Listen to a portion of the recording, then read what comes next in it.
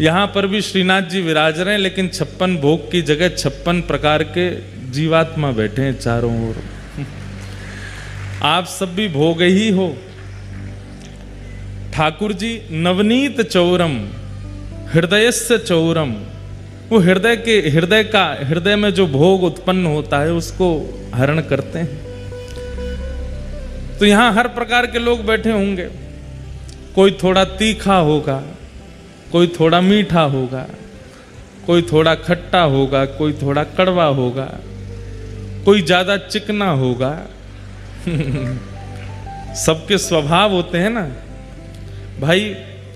इन्हीं शब्दों को स्वभाव में प्रयोग किया जाता है जीव मात्र के। कोई व्यक्ति बहुत चिकनी चुपड़ी बातें करें तो कह देते हैं कि बहुत चिकना है मन का, बड़े ऐसी बातें करता है कि सब फिसल जाते हैं। तो वो भी लोग यहाँ बैठे होंगे, ठाकुर जी उनका भी भोग लगा रहे हैं। कोई बहुत मीठे होंगे, बोलते हैं तो मीठे, गुस्सा भी करते हैं तो ऐसा लगता है कि ऐसे करते रहें, इतने मीठे हैं, क्रोध भी मीठा कर रहे हैं। कई बड़े तीखे हैं, वो प्रेम की बात भी करते हैं तो ऐसे करते हैं कि लगता है कि डंडा मार रहे हैं क्या। तो सब प्रकार के आप लोग यहाँ विराज रहे हैं। तो मंच पर विराजमान होकर के श्रीनाथ जी का एक अद्भुत 56 भोग यहाँ कथा में कोटा में हो रहा है। स्थान का नाम भी 56 भोग है। हम कौन हैं? आप सब तो तीखे मीठे चिकने सब बना दिए, हम तुलसी हैं। आप सब पे पढ़ रहे हैं तो ठाकुर जी प्रसाद स्वीकार कर रहे हैं। वक्ता है ना, तो वक्ता के रूप में क्या है? तुलसी है। अब वस्तु चाहे जैसी हो, तुलसी पधरा दी जाती है तो उसका मतलब ये हो जाता है कि ये प्रसाद है। तुलसी का कैसा स्वरूप है? वस्तु चाहे जैसी हो, उसमें तुलसी पड़ी होती है तो व्यक्ति फिर उसको ऐसे नहीं लेता, ऐसे ही लेता है, ये प्रसाद हो गई है। तो कथा वक्ता क्या कर रहे हैं? सामने आए हुए समस्त प्रकार की विविध प्रकार की सामग्री स्वरूप जीवात्मा पर तुलसी पधरा रहे हैं। वाणी की, अपने विचारों की, अपने भावों की तुलसी पधरा करके ठाकुर जी के योग्य बना रहे हैं। हम तुलसी हैं, इसीलिए इस परिसर का नाम 56 भोग है। यहाँ 56 प्रकार के जीवात्माओं का ठाकुर जी आस्वादन करते हैं। तो ऐसी कोटा की एक कथा, पहली बार कोटा आगमन हुआ, परंतु बहुत सुख मिल रहा है, खूब आनंद में हैं हम। बस यही चाहते हैं कि ठाकुर जी के जिस उद्देश्य को लेकर के कथा यहाँ करने आए हैं वो उद्देश्य सफल हो। और उद्देश्य केवल यही है, एक बात बहुत ध्यान से सुनिएगा, हरि प्राप्ति उद्देश्य नहीं है। प्राप्ति तो हरि की रावण को भी हुई है, प्राप्ति तो हरि की कंस को भी हुई है, पूतना अघासुर बकासुर धेनुकासुर शूर्पणखाओं को भी हरि की प्राप्ति हुई है। हरि की प्राप्ति तो राक्षसों को भी हो जाती है। प्राप्ति उद्देश्य नहीं है हमारा, क्योंकि भक्ति से हरि मिलेंगे ऐसा आवश्यक नहीं। हिरण्यकश्यप को तो क्रोध के कारण मिल गए, उसके दुष्ट स्वभाव के कारण मिल गए। हरि प्राप्ति उद्देश्य नहीं है। उद्देश्य क्या है? हम हरि को प्राप्त ना करें, हरि हमें प्राप्त करें, हम उनके प्रिय बन जाएं। बात दोनों को समझिएगा। एक होता है कि आपको प्रधानमंत्री जी ने बुलाया, और एक होता है कि आपने प्रधानमंत्री जी को बुलाया। इसमें विशेष क्या है?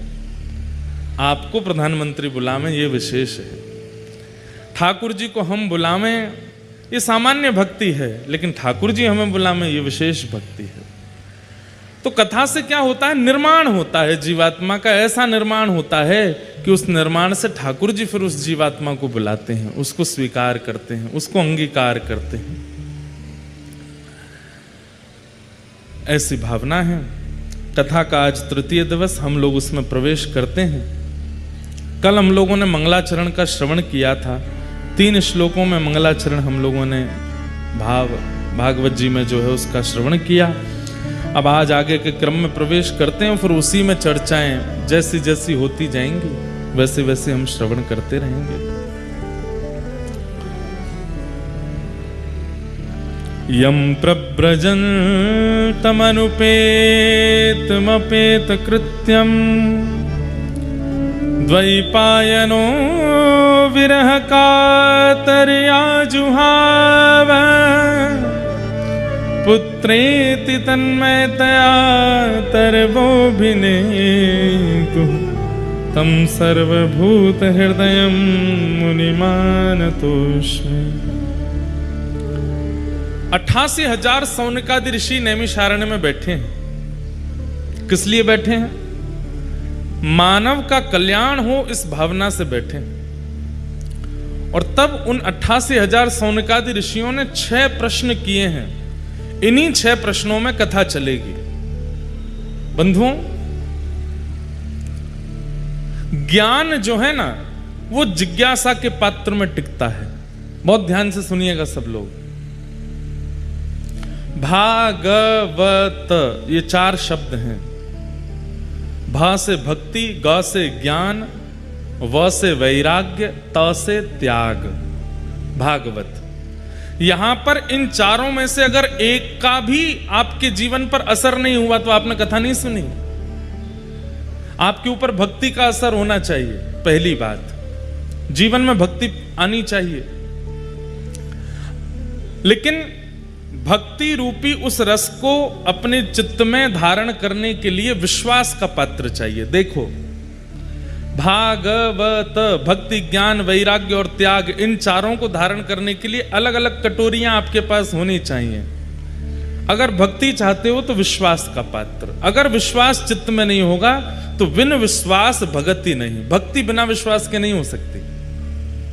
मानो तो मैं गंगा मां हूं, ना मानो तो बहता पानी।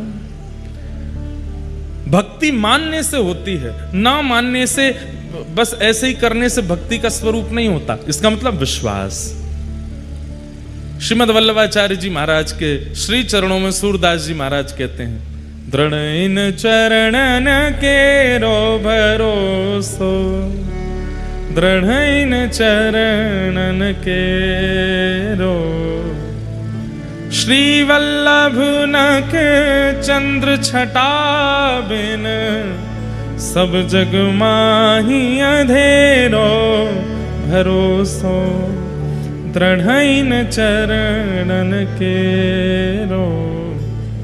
विश्वास। और वो विश्वास भी कैसा? बोले दृढ़, दृढ़ विश्वास। कहां?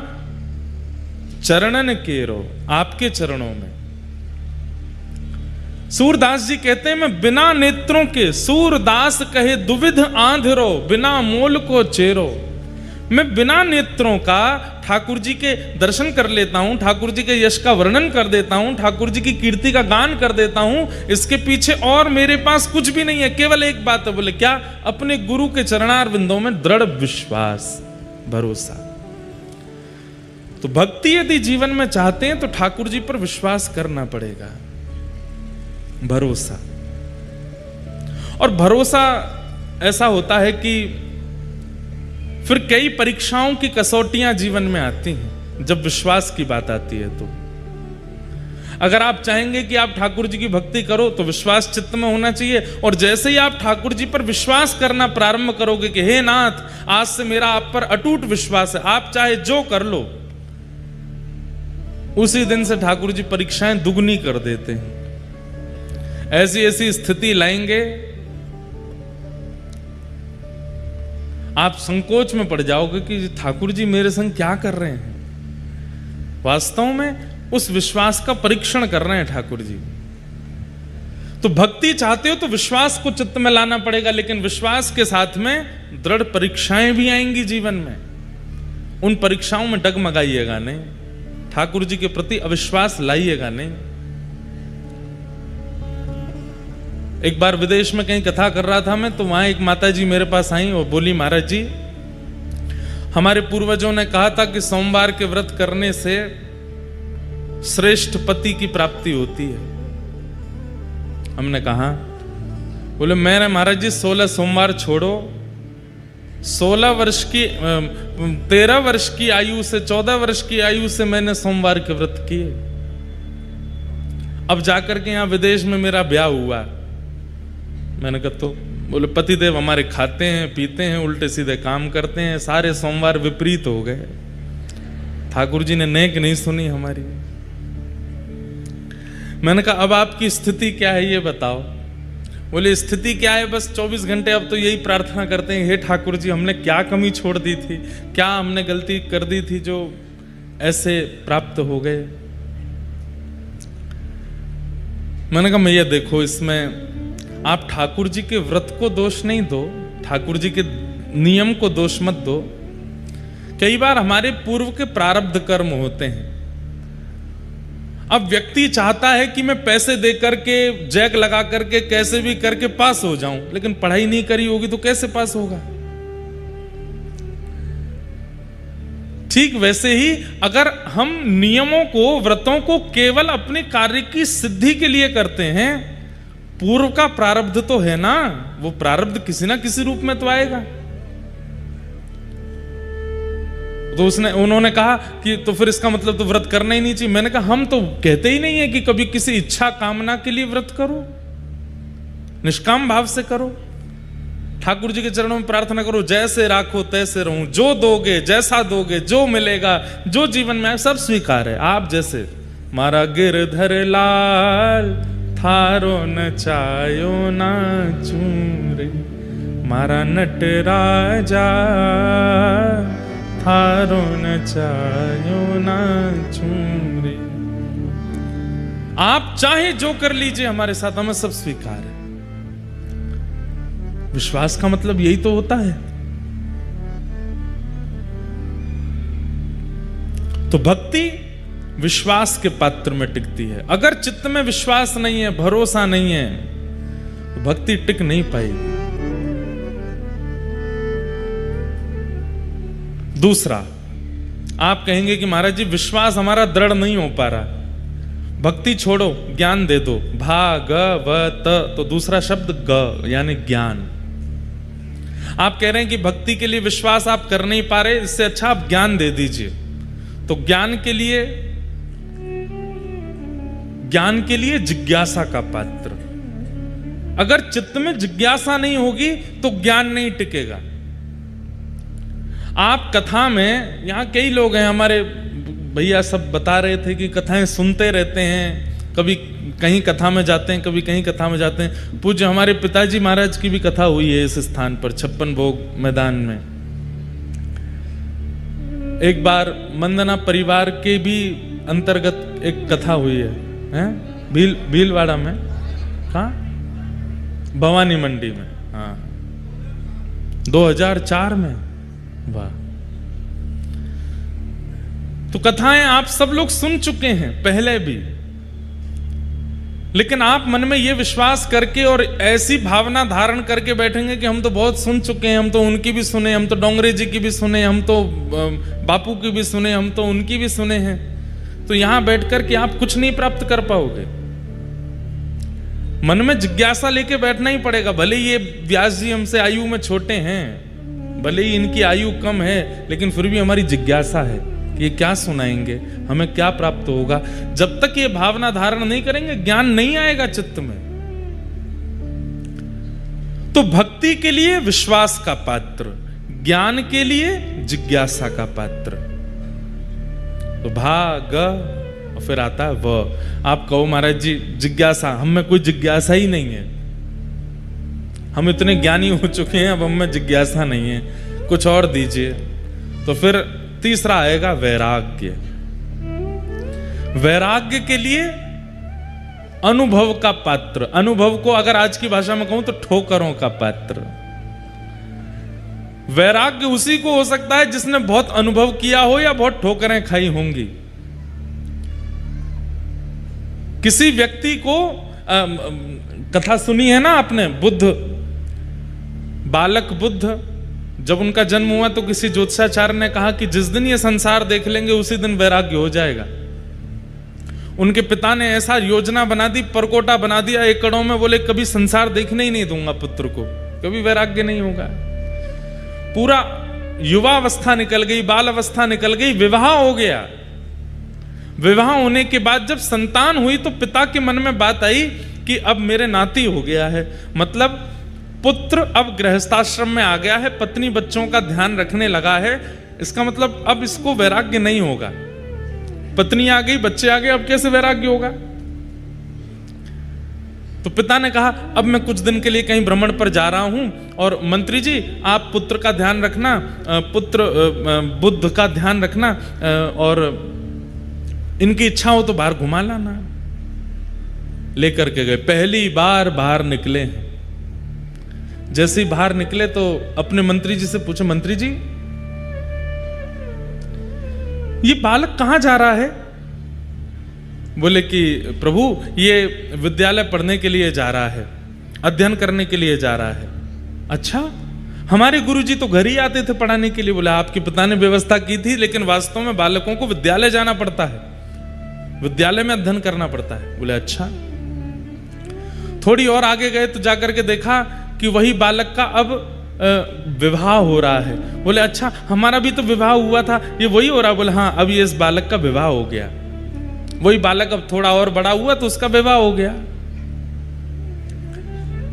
आगे एक व्यक्ति अपनी पत्नी और बच्चों के साथ जा रहा था। बोले ये क्या हो रहा है? बोले कि अब गृहस्थ आश्रम में प्रवेश करने के बाद पत्नी और बच्चों की इच्छा पूर्ति के लिए निकला है। अच्छा, थोड़ा और आगे जाकर के देखा तो क्या देखा कि एक वृद्ध पड़ा था बिस्तर पर, खांस रहा था, बीमार हो गया था। बुद्ध बोले ये क्या हो रहा है? बोले कि महाराज व्यक्ति एक दिन वृद्ध हो जाता है और वृद्धता में उसको कोई रोग लग जाता है, और रोग लगने पर फिर उसकी ऐसी रुग्णावस्था हो जाती है। थोड़े और आगे जाकर के देखा तो 5 लोग रो रहे थे, और एक शव पड़ा था, और पत्नी कह रही थी मेरे पति चले गए, बच्चे कह रहे थे हमारे पिता चले गए, माता पिता कह रहे थे हमारा बेटा चला गया, भाई कह रहे थे हमारा भाई चला गया। बुद्ध ने जैसे ही वो दृश्य देखा बोले ये क्या हो रहा है? बोले कि महाराज ये हमारे जीवन का काट्य सत्य है, एक दिन हमारी मृत्यु हो जाती है। पत्नी बच्चे घर परिवार सब बैठे रह जाते हैं और हम लोग चले जाते हैं। इसका मतलब एक दिन मेरी भी मृत्यु होगी। मंत्री जी बोले आया है सो जाएगा, जो आया है उसको जाना तो पड़ेगा। मेरे बच्चे भी ऐसे रोएंगे, मेरी पत्नी भी रोएगी, मेरे परिवार के लोग भी रोएंगे। बोले हाँ महाराज रोना तो पड़ेगा। बस उसी दिन बोले कि अगर इन सबके बीच रहकर के ममत्व प्रकट करके एक दिन सबको रोता बिलखता छोड़ के जाना पड़ेगा, और मैं जाऊं उसके बाद तो सब रोएंगे, पर मेरे सामने भी तो सब जा सकते हैं, मेरे बालक भी जा सकते हैं, मेरी पत्नी भी जा सकती है, मुझे भी रोना पड़ेगा। ना मैं रोऊंगा ना किसी और को रोने दूंगा। उसी समय वैराग्य चित्त में आ गया, सब त्याग करके बुद्ध बन गए और वही बुद्ध के रूप में प्रकट हो गए। त्याग भागव यानी कि वैराग्य या तो अनुभव से आएगा या ठोकरों से आएगा।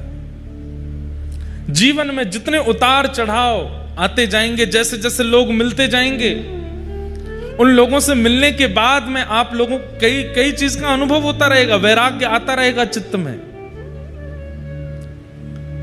तो वैराग्य के लिए अनुभव का पात्र होना चाहिए।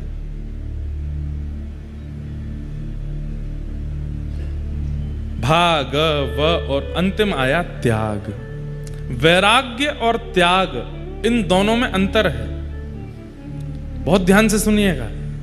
वैराग्य किसको कहते हैं और त्याग किसको कहते हैं? वैराग्य का मतलब वस्तुओं के बीच में रह रहे हैं पर उन वस्तुओं से ममत्व नहीं है, उसको वैराग्य कहते हैं। और त्याग किसको कहते हैं? जहां पर वस्तु भी नहीं है और उसके प्रति ममत्व भी नहीं है, वो त्याग है। वैराग्य की चरम स्थिति त्याग कहलाती है। सब साधनों के बीच में रह करके भी उनके प्रति इच्छा नहीं होती है, वैराग्य है। राग रहित वैराग्य। और जहां साधन का भी त्याग और उसके प्रति इच्छा का भी त्याग, वो त्याग कहलाता है। तो त्याग अंतिम स्थिति है। त्याग के लिए क्या चाहिए? बोलो त्याग के लिए सत्संग रूपी पात्र चाहिए। जब तक सत्संग नहीं बनेगा, जब तक संग नहीं बनेगा, जब तक अच्छे लोगों के बीच में रह करके भगवत चर्चाएं नहीं मिलेंगी, तब तक त्याग नहीं बन सकता जीवन में।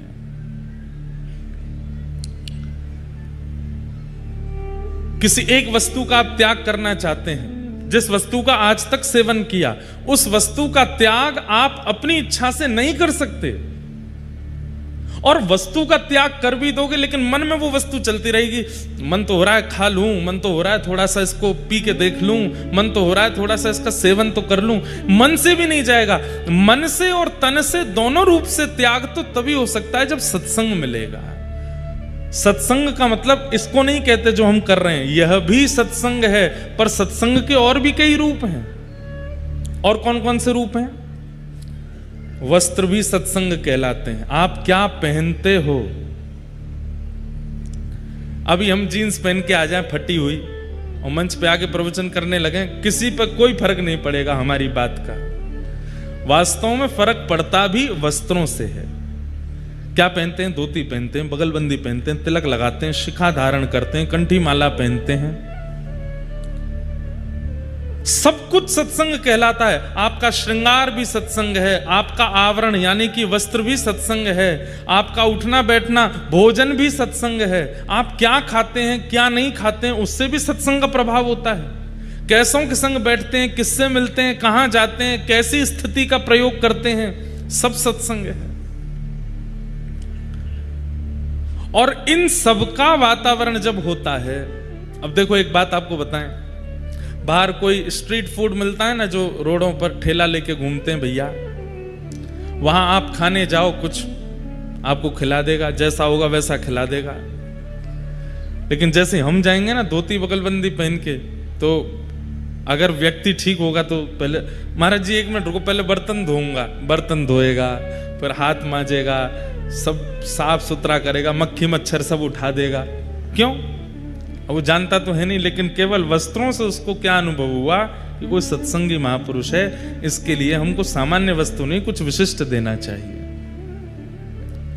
फ्लाइट में एयर होस्टेस आपसे नॉनवेज पूछ भी लेगी, लेकिन हमारे तो वस्त्रों को देख करके पानी ही पूछती हैं बस।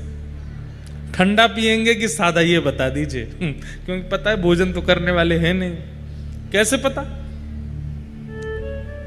वस्त्र भी तो सामने वाले के चित्त में कुछ प्रकट कर रहा है, तो वस्त्र भी सत्संग है, तिलक भी सत्संग है।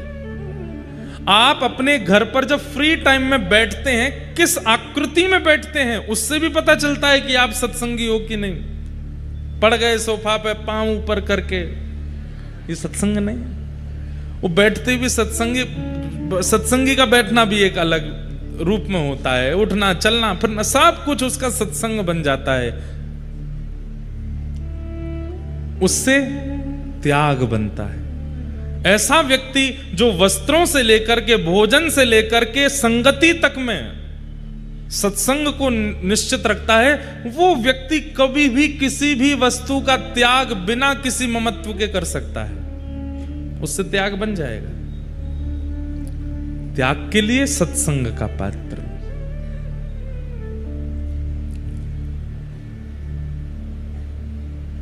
एक बार एक शिकारी जंगल में घूम रहा था शिकार करने के लिए, बहुत बड़ा शिकारी। घूमते घूमते जब गया तो देखा एक गुफा के सामने से निकला, तो देखता हुआ जाता था कहीं कोई शिकार मिल जाए। गुफा में जैसे उसने झांक करके देखा तो कोई हिरन आदि तो नहीं दिखा। एक महात्मा बैठे थे, बड़ी बड़ी जटाएं उनकी, और महात्मा नेत्र बंद करके बैठ के ध्यान कर रहे थे। तुरंत अपना घोड़ा रोका और बोला कि मेरी माँ मुझसे कहती थी कि हम शिकारी हैं, हम वन में रहते हैं, हम मांस खाते हैं, लेकिन कभी भी कोई संत मिले, गुरु मिले, उससे प्रणाम जरूर करना, उससे आशीर्वाद जरूर लेना। दौड़ करके गया, महाराज जी प्रणाम, आपको वंदन करता हूं, आप इस जंगल में भजन कर रहे हैं, मैं इस जंगल का शिकारी हूं, मैं यहीं रहता हूं। महाराज जी ने नेत्र खोले, अच्छा बेटा खुश रहो। बोले अब मैं और तो कुछ आपकी सेवा नहीं कर सकता, मुझे बस ये बताइए कुछ पाएंगे, कुछ भोजन करेंगे, आप कुछ खाएंगे? नहीं नहीं बेटा, हम सब आनंद मंगल हैं, फलाहार करते हैं, फल खाते हैं, फल खा करके जीते हैं, और कभी 5-6 दिन में एक बार फल खा लेते हैं। फल खाते हैं, फल कोई खाने की चीज है। आप कहें तो मैं बढ़िया एक हिरण लेकर के आऊं, आप भोग लगाना, मुझे भी दे देना। अब संत बेचारे अब क्या बोले उसको। तो अब देखिए सत्संग का प्रभाव कैसा होता है। संत थोड़े मुस्कुराए। अब उसको ये तो नहीं कहा कि बेटा हम लोग मांसाहार आदि नहीं करते। उसको क्या बोले, तुम जो हिरण पाते हो ना वो तो सामान्य है, मैं तो एक बहुत ऊंचे हिरण की खोज में बैठा हूं, जब तक वो नहीं मिलेगा तब तक आहार ग्रहण नहीं करूंगा। अरे महाराज आप नहीं जानते, ये इतने कोस का जंगल, उसका सबसे बड़ा शिकारी हूं मैं, यहां कोई हिरण मुझसे भाग के नहीं जा सकता, शेर के चंगुल से बच जाएगा, मुझसे नहीं बच सकता। आप बताइए कैसा हिरण चाहिए आपको। महाराज जी बोले रहने दो, तुम ला नहीं पाओगे उसको। बोले नहीं नहीं बताइए। तो बोले लिखो कैसा हिरण है। कस्तूरी तिलकम ललाट पटले वक्षस्थले कौस्तुभम नासाग्रे वर मुक्ति कंतर तले वेणु करे कंकणम सर्वांगे हरिचंदनम सुललितम कंठे च मुक्तावली गोपस्त्री परिवेष्टितो विजयते गोपाल चूड़ामणि। बोले जिस हिरण की आश में मैं भूखा बैठा हूं वो हिरण कस्तूरी का तिलक लगाता है। शिकारी बोला कस्तूरी तिलक लगाता है हिरण? मैंने ये तो सुना कि कस्तूरी उसके नाभि में होता है, पर उसका चंदन बना करके अपने माथे से लगा के घूमता है, ये हिरण तो पहली बार देखा सुना। बोला हाँ वो कस्तूरी का तिलक लगाता है। कानों में नासिका में मोती पहनता है। अच्छा मोती पहन करके घूमता है हमारी तरह? बोला हाँ। और इस हिरण की विशेषता क्या है? बोले पीतांबरी पहनता है, निर्वस्त्र नहीं घूमता है, पीतांबरी धारण करता है, धोती पहनता है, और सबसे बड़ी विशेषता अधर पर वेणु रख करके अपने कर कमलों से बजाता है। शिकारी बोला जीवन निकल गया, ऐसा हिरण तो नहीं देखा मैंने। बोले इसीलिए तो इस वाले हिरण को हम पाना चाहते हैं, उसी के लिए बैठे हैं यहां पर। महाराज मैं आपको वचन दे करके जा रहा हूं, वो इसी वन में है ना, आप बस इतना बताओ। बोला हाँ वो सब जगह है, वो यहां पर भी है। मैं आपको वचन देता हूं जब तक ये हिरण नहीं मिलेगा मैं भी भूखा रहूंगा, मैं भी शिकार नहीं करूंगा, इसी हिरण को पकड़ के लाऊंगा, तब तो आप स्वीकार करेंगे ना, उसको पाएंगे फिर मुझे भी दे देना। बोला हाँ फिर पाएंगे हम, लेके आओ। महाराज जी ने तो ऐसे टरका दिया, लेकिन एक क्षण का वो सत्संग किया गया। अब वो तो शिकारी सीधा था, उसको ज्यादा हम आप चतुर जैसे लोग थोड़े ही हैं, हम तो बहुत चतुर हैं। हमारे सामने कोई महात्मा ऐसे बोलते तो हम तो तुम हिरण थोड़ी है, ये तो भगवान की बात कर रहे हो आप, हम तो 2 मिनट में बोल देते। लेकिन बेचारा सीधा बोला ठीक है मैं अभी जाता हूं। निकल गया। दिन रात पहाड़ों में, नदियों में, तालाबों में, पोखरों में, सघन वन में जाता है और केवल ढूंढ रहा है तिलक लगा करके वंशी बजाने वाला, पीतांबरी पहनने वाला हिरण मुझे मिले। 1 दिन, 2 दिन, 3 दिन, 5 दिन बीत गए। भूख के कारण व्याकुल होने लगा, मुख सूखने लगा। अब तो बस सामने से हिरण निकलते हैं तो उसको इच्छा तो बहुत होती कुछ खा लूं, लेकिन सोचता है मेरे गुरुजी भूखे हैं, मैं कैसे पाऊं, जब तक वो हिरण नहीं मिलेगा तब तक नहीं जाऊंगा। 7 दिन बीत गए। प्राण जब निकलने को होने लगे, आंखें खुलनी बंद हो गईं। अब स्थिति अपने वश में नहीं थी। ठाकुर जी उसके भाव पर रीझ गए। बोले बताओ हमको ढूंढ रहा है, भूख प्यास से व्याकुल होकर के हमको ढूंढ रहा है, हिरण के रूप में ढूंढ रहा है। इतने में ही मोर मुकुट धारण किए, कानों में सुंदर मोती धारण किए हैं, नाक में सुंदर मोती पहने हैं, पीतांबरी पहने हैं, ललित गति विलास वल्गुहास, टेढ़ी मेढ़ी चाल चलते हुए सघन वन से वेणु का नाद करते हुए कस्तूरी की सुंदर सुगंध आने लगी, चंदन की सुगंध आने लगी। तभी देखता है कि सामने से नीलांबर ठाकुर जी पीतांबरी पहन करके वेणुनाद करते हुए, मोर पिच्छ का मुकुट धारण करते हुए उसके सामने अधरों पर वेणु धारण करके मधुर स्वर से वेणु बजाते हुए आ रहे हैं।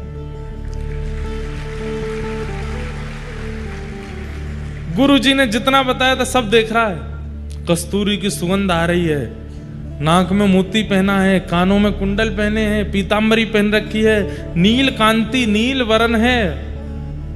और ये हिरण तो नहीं है, पर नेत्र तो मृग जैसे ही है, मृगनयन है। संभवतः यही वो हिरण होगा, श्रृंगार करके हमारे जैसा, मानवों जैसा लग रहा है। तुरंत प्रसन्न हो गया, वो मिल गया हिरण। अब क्या करूं, कैसे पकड़ूं? तो जैसे हिरण को पकड़ता है चुपके से, वैसे ही ठाकुर जी के पीछे धीमे धीमे चल रहा है, और हिरण पकड़ने वाला जाला हाथ में लेकर के चल रहा है। ठाकुर जी मधुर मधुर स्वर से वेणु बजाते हुए गजगामिनी चाल से आगे चल रहे हैं, पीछे पीछे वो शिकारी चल रहा है। जैसे ही देखा मौका है, तुरंत जाला फेंका, ठाकुर जी को उसमें बंदी बनाया, पकड़ लिया पकड़ लिया पकड़ लिया, आ गया मेरे चंगुल में।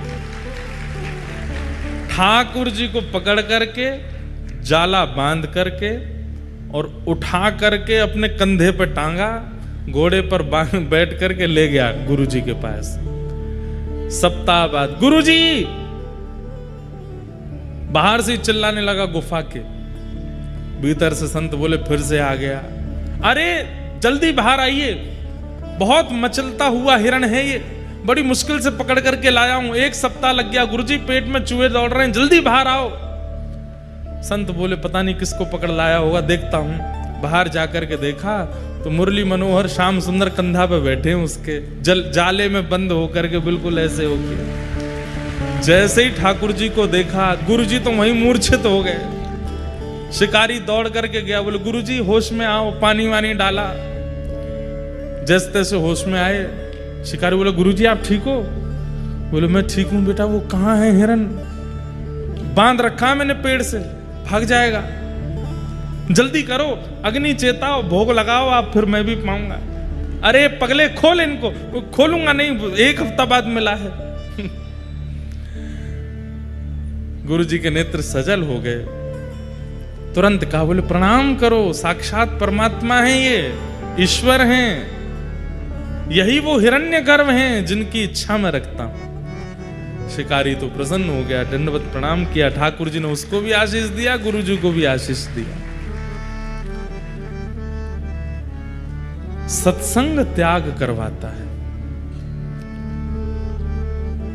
भक्ति, ज्ञान, वैराग्य और त्याग, भागवत। भक्ति के लिए विश्वास का पात्र, ज्ञान के लिए जिज्ञासा का पात्र, वैराग्य के लिए अनुभव का पात्र और त्याग के लिए सत्संग का पात्र। ये 4 पात्र आपके चित्त में होंगे तभी भागवत विराजमान हो सकती है, नहीं तो संभव नहीं। तो जिज्ञासु के चित्त में ज्ञान विराजता है। 88,000 सौनिकादि ऋषियों ने 6 प्रश्न किए।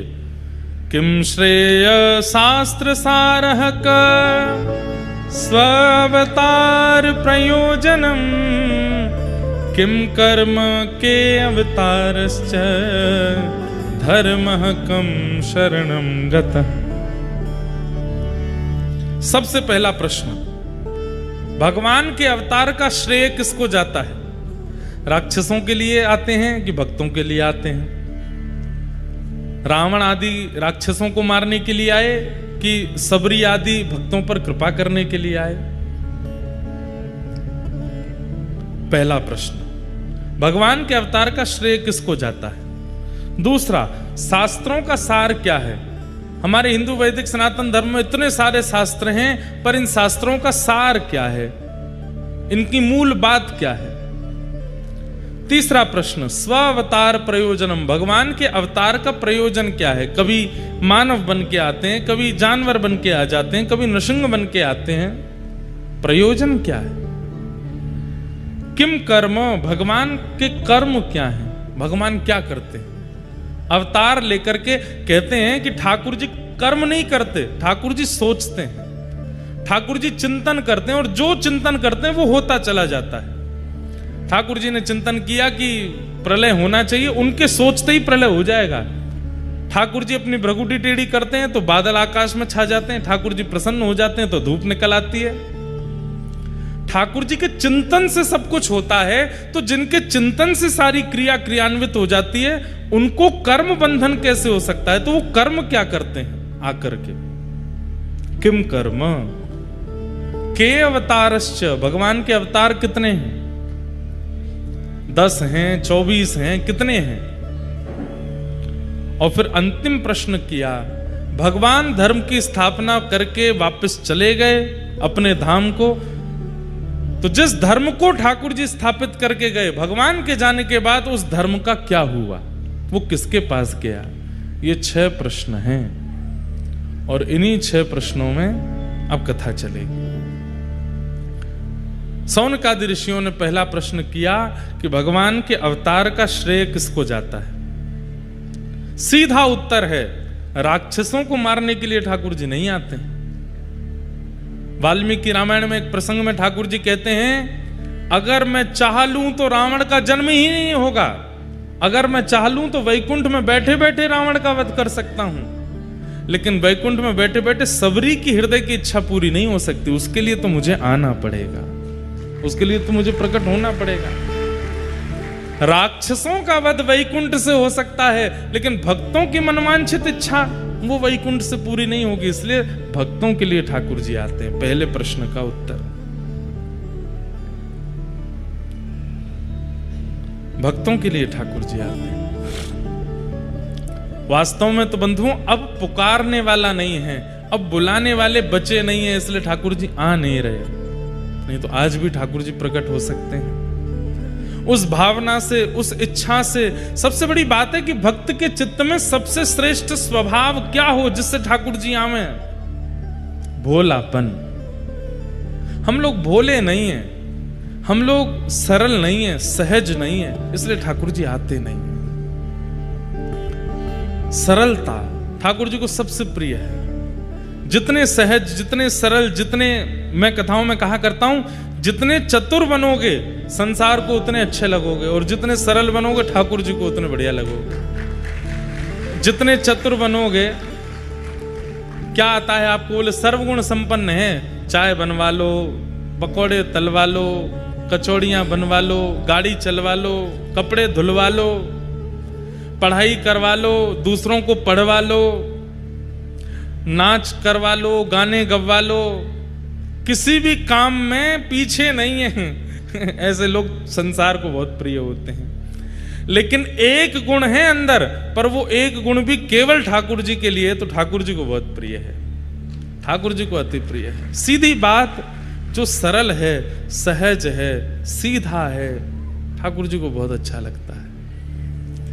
हम तो यही कहते हैं कि नित्य ठाकुर जी से प्रार्थना करो, बाकी सब तो आप स्वयं कर सकते हो। अपने कर्म बंधन से अपने कर्म बंधन खोल सकते हो, अपने कर्मों से सब कुछ निर्माण कर सकते हो। ठाकुर जी से प्रार्थना करो कि हे नाथ, मुझे तो आप सीधा बना दो, सरल बना दो, सहज बना दो। मैं बहुत चतुर हो गया हूँ, बहुत चतुराई मेरे चित्त में आ गई है, ये खाली मन बैठा बैठा कुछ ना कुछ सोचता ही रहता है। ये मन बड़ा चंचल है, कैसे तेरा भजन करूं। ये मन बड़ा चंचल है, कैसे तेरा भजन करूं। जितना इसे समझाऊं, जितना इसे समझाऊं, उतना ही मचल जाए राधे तेरे चरणों की। गर धूल जो मिल जाए राधे तेरे चरणों की। ओ श्यामा तेरे चरणों की। गर धूल जो मिल जाए श्यामा तेरे चरणों की। हमें और कुछ नहीं चाहिए हे श्यामा जी, हे किशोरी जी, आप केवल हमारे चित्त को शुद्ध कर दो, हमें दीन बना दो, सरल बना दो, सहज बना दो। बहुत चतुर बन गए हम लोग, खाली बैठते हैं तो मन में केवल ये चतुराई ही चलती रहती है कि किसके साथ क्या किया जाए, किसके साथ अनहित किया जाए, किससे आगे कैसे निकला जाए, बस यही सब हमारे चिंतन में चलता रहता है। हे प्रिया जी, हे श्यामा जी, आप कृपा करके मुझे सरल बना दो, सरल बनाओ।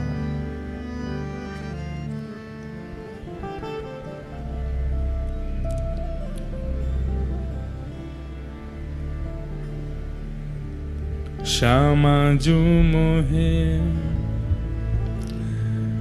अपनों ही कर लीजे, श्यामा जू मोहे अपनों ही कर लीजे, श्यामा जू मोहे अपनों ही कर लीजे, जो मोहे अपनों ही कर लीजे, श्री राधे मोहे अपनों ही कर लीजे, अपनों ही कर लीजे, हे किशोरी मोहे अपनों ही कर लीजे, मोहे अपनों ही कर लीजे, श्री राधे मोहे अपनों ही कर लीजे, राधे मोहे अपनों ही कर लीजे, और दिए कछु भावत नाही, और दिए सब लोग गाओ, कछु भावत नाही, और दिए कछु भावत नाही, और दिए कछु भावत नाही। हे किशोरी जी, या तो मुझे अपना कर लीजिए, उसके अलावा अगर आप मुझे कुछ और देना चाहती तो मुझे कुछ नहीं चाहिए आपसे। धन संपत्ति वैभव आदि सब, ये सब मैं अपने कर्मों से कर सकता हूँ, अपने कर्मों से प्राप्त कर सकता हूँ। आप या तो मुझे अपना बना लीजिए, और अपना बनाने लायक अगर आप मुझे नहीं मानती हैं तो दूसरी वस्तु मुझे क्या दीजिए। बहुत ध्यान से सुनो, हरिराम व्यास जी का पद है, और दिए कछु भावत नाही, और दिए कछु भावत नाही, श्री वृंदावन दीजे, श्री वृंदावन दीजे, ओ श्री वृंदावन दीजे,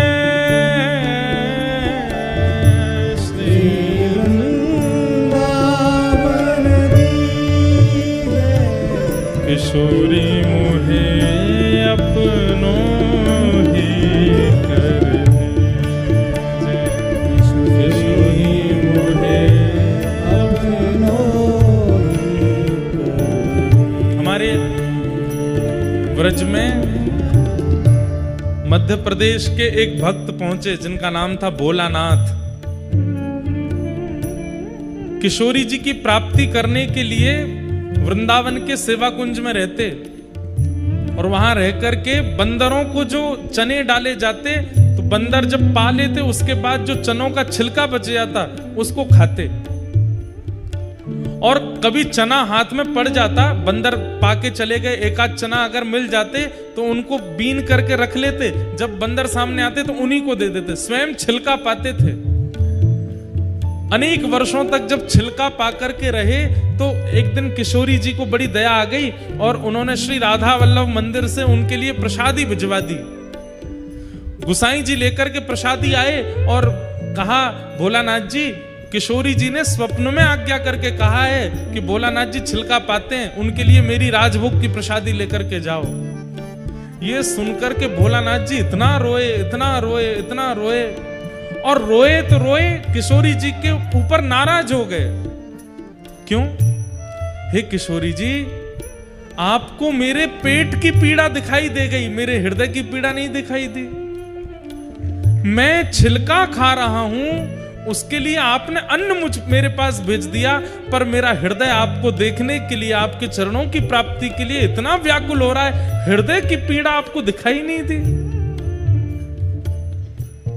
अरे वही दिखता है जो विशेष होता है, इसका मतलब मेरे पेट की पीड़ा विशेष दिख रही है, इसीलिए आपने आज अन्न सामग्री भेज दी, मेरे हृदय की पीड़ा नहीं दिखाई दी। अब मैं और रोऊंगा, अब मैं और पुकारूंगा, ताकि मेरे हृदय की पीड़ा आपको दिखाई दे, और अगली बार आप भोजन का थाल ना भेज करके स्वयं पधारो यहां पर। किशोरी जी ने उनका नामकरण किया, उनका पूर्व नाम भोलानाथ 50-60 ज्यादा से ज्यादा 80 वर्ष पहले वृंदावन में थे। आज भी कई ऐसे महापुरुष वृंदावन में जिन्होंने भोलानाथ जी का दर्शन किया था। किशोरी जी ने उनका नाम रखा भोरी सखी, उनको सखी बना, भोरी सखी। कितनी बोली। हे श्यामाजू, हमें आपसे और कुछ नहीं चाहिए, या तो आप अपना लीजिए, और आप अपनाना नहीं चाहती हैं, हमें इतने योग्य नहीं समझती, तो कम से कम वृंदावन वास तो दीजिए, वृंदावन दे दीजिए। आपके चरणों में पड़े रहेंगे, बस इसी से आनंद हो जाएगा। बंधुओं, ये आचार्यों की वाणी है, गाइए और व्यासपीठ के सन्मुख गाइए, क्या पता किशोरी जी सुन लें। और दिए कछु मांगत नाही, और दिए कछु मांगत नाही, और दिए कछु भावत नाही, और दिए कछु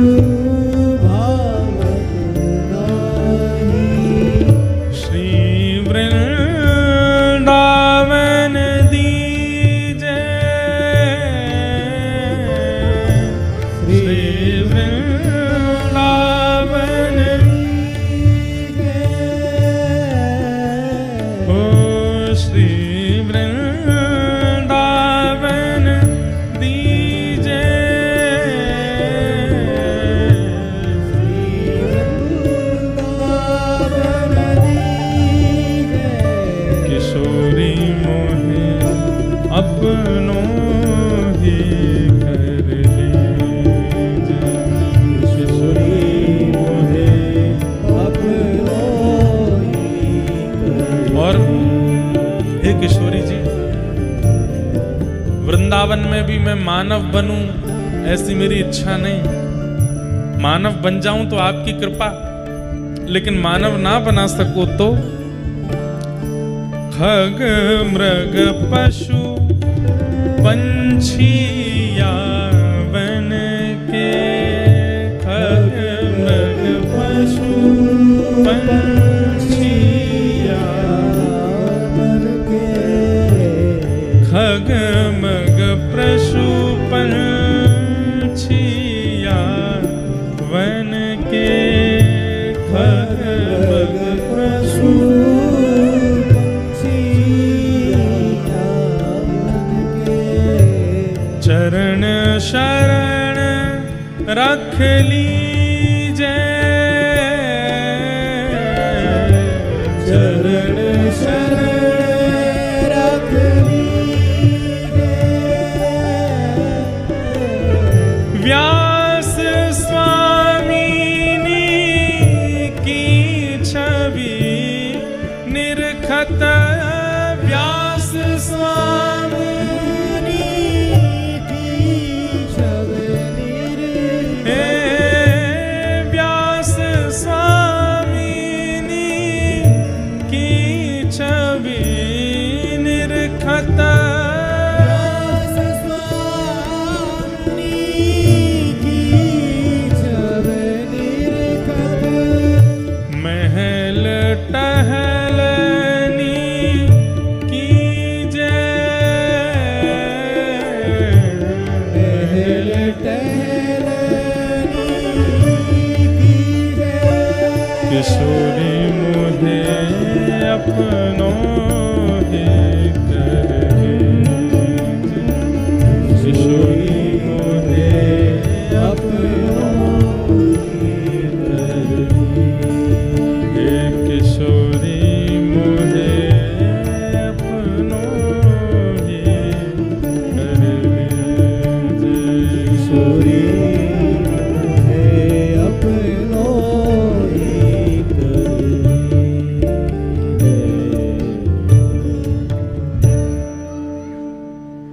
जैसे तोहे अति प्यारी लगूं, तैसों मोहे कीजो स्वामिनी। मैं जिससे आपको प्रिय लगूं, ऐसा मेरा निर्माण कर दो किशोरी जी। बंधुओं, हम हरि को प्रिय लग जाएं, बस ये हमारी इच्छा है। तो ठाकुर जी के अवतार का श्रेय राक्षसों को नहीं जाता, वो हमारे लिए आते हैं। हमारे भाव का, हमारे रस का, हमारी इच्छा का आस्वादन करने के लिए ठाकुर जी आते हैं, राक्षसों के लिए नहीं आते हैं। हम प्रेम से क्या प्रस्तुत करते हैं, उस प्रेम से प्रस्तुत की गई वस्तु का आस्वादन करने के लिए ठाकुर जी आते हैं। तो भगवान के अवतार का श्रेय भक्तों को जाता है। दूसरी बात, शास्त्रों का सार क्या है। इतने शास्त्र हैं हमारे हिंदू वैदिक सनातन धर्म में, पर सार क्या है।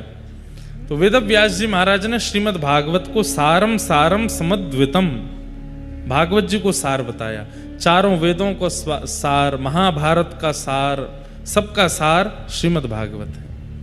भागवत जी सार है। स्व अवतार प्रयोजनम, भगवान के अवतार भिन्न भिन्न क्यों होते हैं। कभी मानव बन के, कभी नृसिंह बन के, कभी कछुआ बन के, कभी कुछ बन के।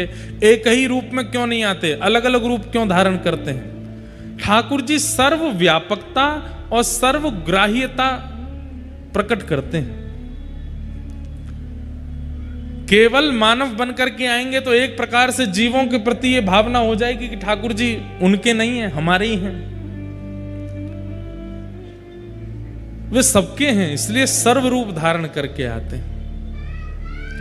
हमारे यहां वृक्षों में भी श्री ठाकुर जी हैं, नदियों में भी ठाकुर जी हैं, पहाड़ों में भी ठाकुर जी हैं। अरे कहां तक है, राक्षसों में भी ठाकुर जी कहते हैं प्रहलाद मैं हूं, सब में मैं हूं। मासानाम मार्गशीर्षो, हम मार्गशीर्ष महीना को ठाकुर जी अपना स्वरूप बताते हैं। सब जगह ठाकुर जी की व्यापकता है, इसलिए ठाकुर जी अलग अलग रूप धारण करके आते हैं। और फिर दूसरा रूप धारण करने का कारण होता है भक्त की हृदय की इच्छा। सब लोग सावधानी से सुनो। भक्त के हृदय में जैसी भावना ठाकुर जी की है, ठाकुर जी वैसे ही आते हैं उसके पास।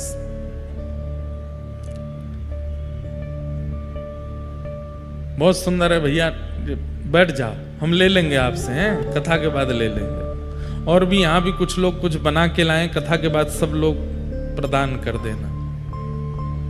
अभी कथा सुन लो। लड्डू गोपाल ये किसके ठाकुर जी हैं? श्रीमद् वल्लभाचार्य जी महाराज के चित्त के ठाकुर जी हैं, नवनीत प्रियालाल जी। उनके चित्त में ये छवि है कि हाथ में मक्खन लेकर के ठाकुर जी घुटमुन चल रहे हैं, और उन्हीं की छवि से ठाकुर जी ऐसे नवनीत प्रियालाल जी के रूप में प्रकट हो गए। कल मैंने बताया, ये परसों बताया, कल बताया, यशोदा जी के चित्त के ठाकुर जी हैं। मुरली मनोहर ठाकुर जी गोपियों के श्री राधा रानी के चित्त के ठाकुर जी हैं। सब जगह अलग अलग स्वरूप है ठाकुर जी का। जगन्नाथपुरी में ठाकुर जी बिना हाथ पैर आंख नाक मुंह के बैठे हैं, विचित्र स्वरूप है ठाकुर जी का, पिघला हुआ, प्रेम पिघलित हैं। वहां ठाकुर जी ब्रजवासियों के प्रेम में, वियोग में प्रेम विगलित हो गए हैं, उनके चित्त के ठाकुर जी।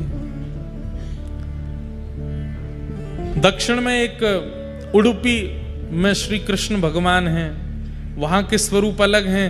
एक केरला में एक और ठाकुर जी हैं, वहां पर गुरुवायूर, उनका अलग स्वरूप है। भक्त की इच्छा के अनुसार भी ठाकुर जी अलग अलग रूप धारण कर लेते हैं। पंढरपुर में वही विट्ठल बन करके बैठे हैं। तो भगवान के अवतारों का प्रयोजन सर्व व्यापकता और सर्व इच्छा, सबकी इच्छा के लिए भी ठाकुर जी रूप धारण करते हैं।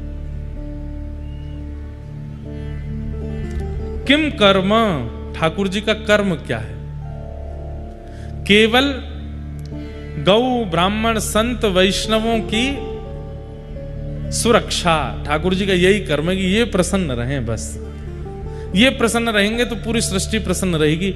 इसी का भाव ठाकुर जी चित्त में रखते हैं। के अवतारश्च, भगवान के अवतार कितने हैं? असंख्य। अवताराय असंख्य, एकादश स्कंद में वेद व्यास जी कहते हैं असंख्य अवतार हैं भगवान के। बताने को 24 हो जाते हैं, दशावतार हो जाते हैं, लेकिन देखा जाए तो 24 पर गिनती रुकती नहीं है, असंख्य हैं ठाकुर जी के अवतार। भक्तमाल जी में एक ठाकुर जी का स्वरूप है, उसका नाम है सिलपिल्ले भगवान। कौन से भगवान? सिलपिल्ले भगवान। एक बताने वाली बात तो नहीं, बता देते हैं। एक संत हैं, ठाकुर जी की अष्टयाम सेवा करते हैं, सुबह से शाम तक सेवा करते हैं, बिल्कुल एक क्षण के लिए। अपने हाथ से वस्त्र बनाएंगे, अपने हाथ से भोजन बनाएंगे, अपने हाथ से इत्र लगाएंगे, अपने हाथ से सारी सेवा। मतलब सुबह 4 बजे उनकी सेवा प्रारंभ होती है, शाम 7 बजे तक हिलते ही नहीं है। रसोई और ठाकुर जी का कक्ष, रसोई ठाकुर जी का कक्ष, इतनी सेवा करते हैं। मैं दर्शन करने गया, मैंने महाराज जी आपके ठाकुर जी इतने भाव से सेवा करते हैं, आप सेवा करते हैं, ठाकुर जी को नाम कहा है? तो क्या नाम बताए? बवाल बिहारी। क्या नाम है? बवाल बिहारी। मैंने कि ये कैसा नाम है बवाल बिहारी? बोले थे बवाल नहीं है तो क्या है? सुबह सुबह उठ करके इनको ये पवाओ, उठते ही पट दूध पिवाओ, फिर लड्डू खवाओ, वो बना करके लाओ। और भाई सेवा करने वाले तो फिर विशेष रूप से करते हैं, जिनको केवल काम चलाऊ करना वो काम चलाऊ करते हैं। अब जैसे अभी महीना चल रहा है कार्तिक का, अब गुलाब का इत्र नहीं लगेगा ठाकुर जी को, अब मोगरा का इत्र नहीं लगेगा, अब धीरे धीरे ठाकुर जी के इत्र परिवर्तित होंगे, क्योंकि धीमे धीमे हवा में नमी आ रही है, थोड़ी ठंडक आती जा रही है, रात्रि में ठंडा होता जा रहा है, तो इसलिए अब ठाकुर जी के इत्र बदल जाएंगे। अब केसर का इत्र धीरे धीरे प्रारंभ होगा, कदम्ब का इत्र लगेगा ठाकुर जी को, और फिर जैसे ही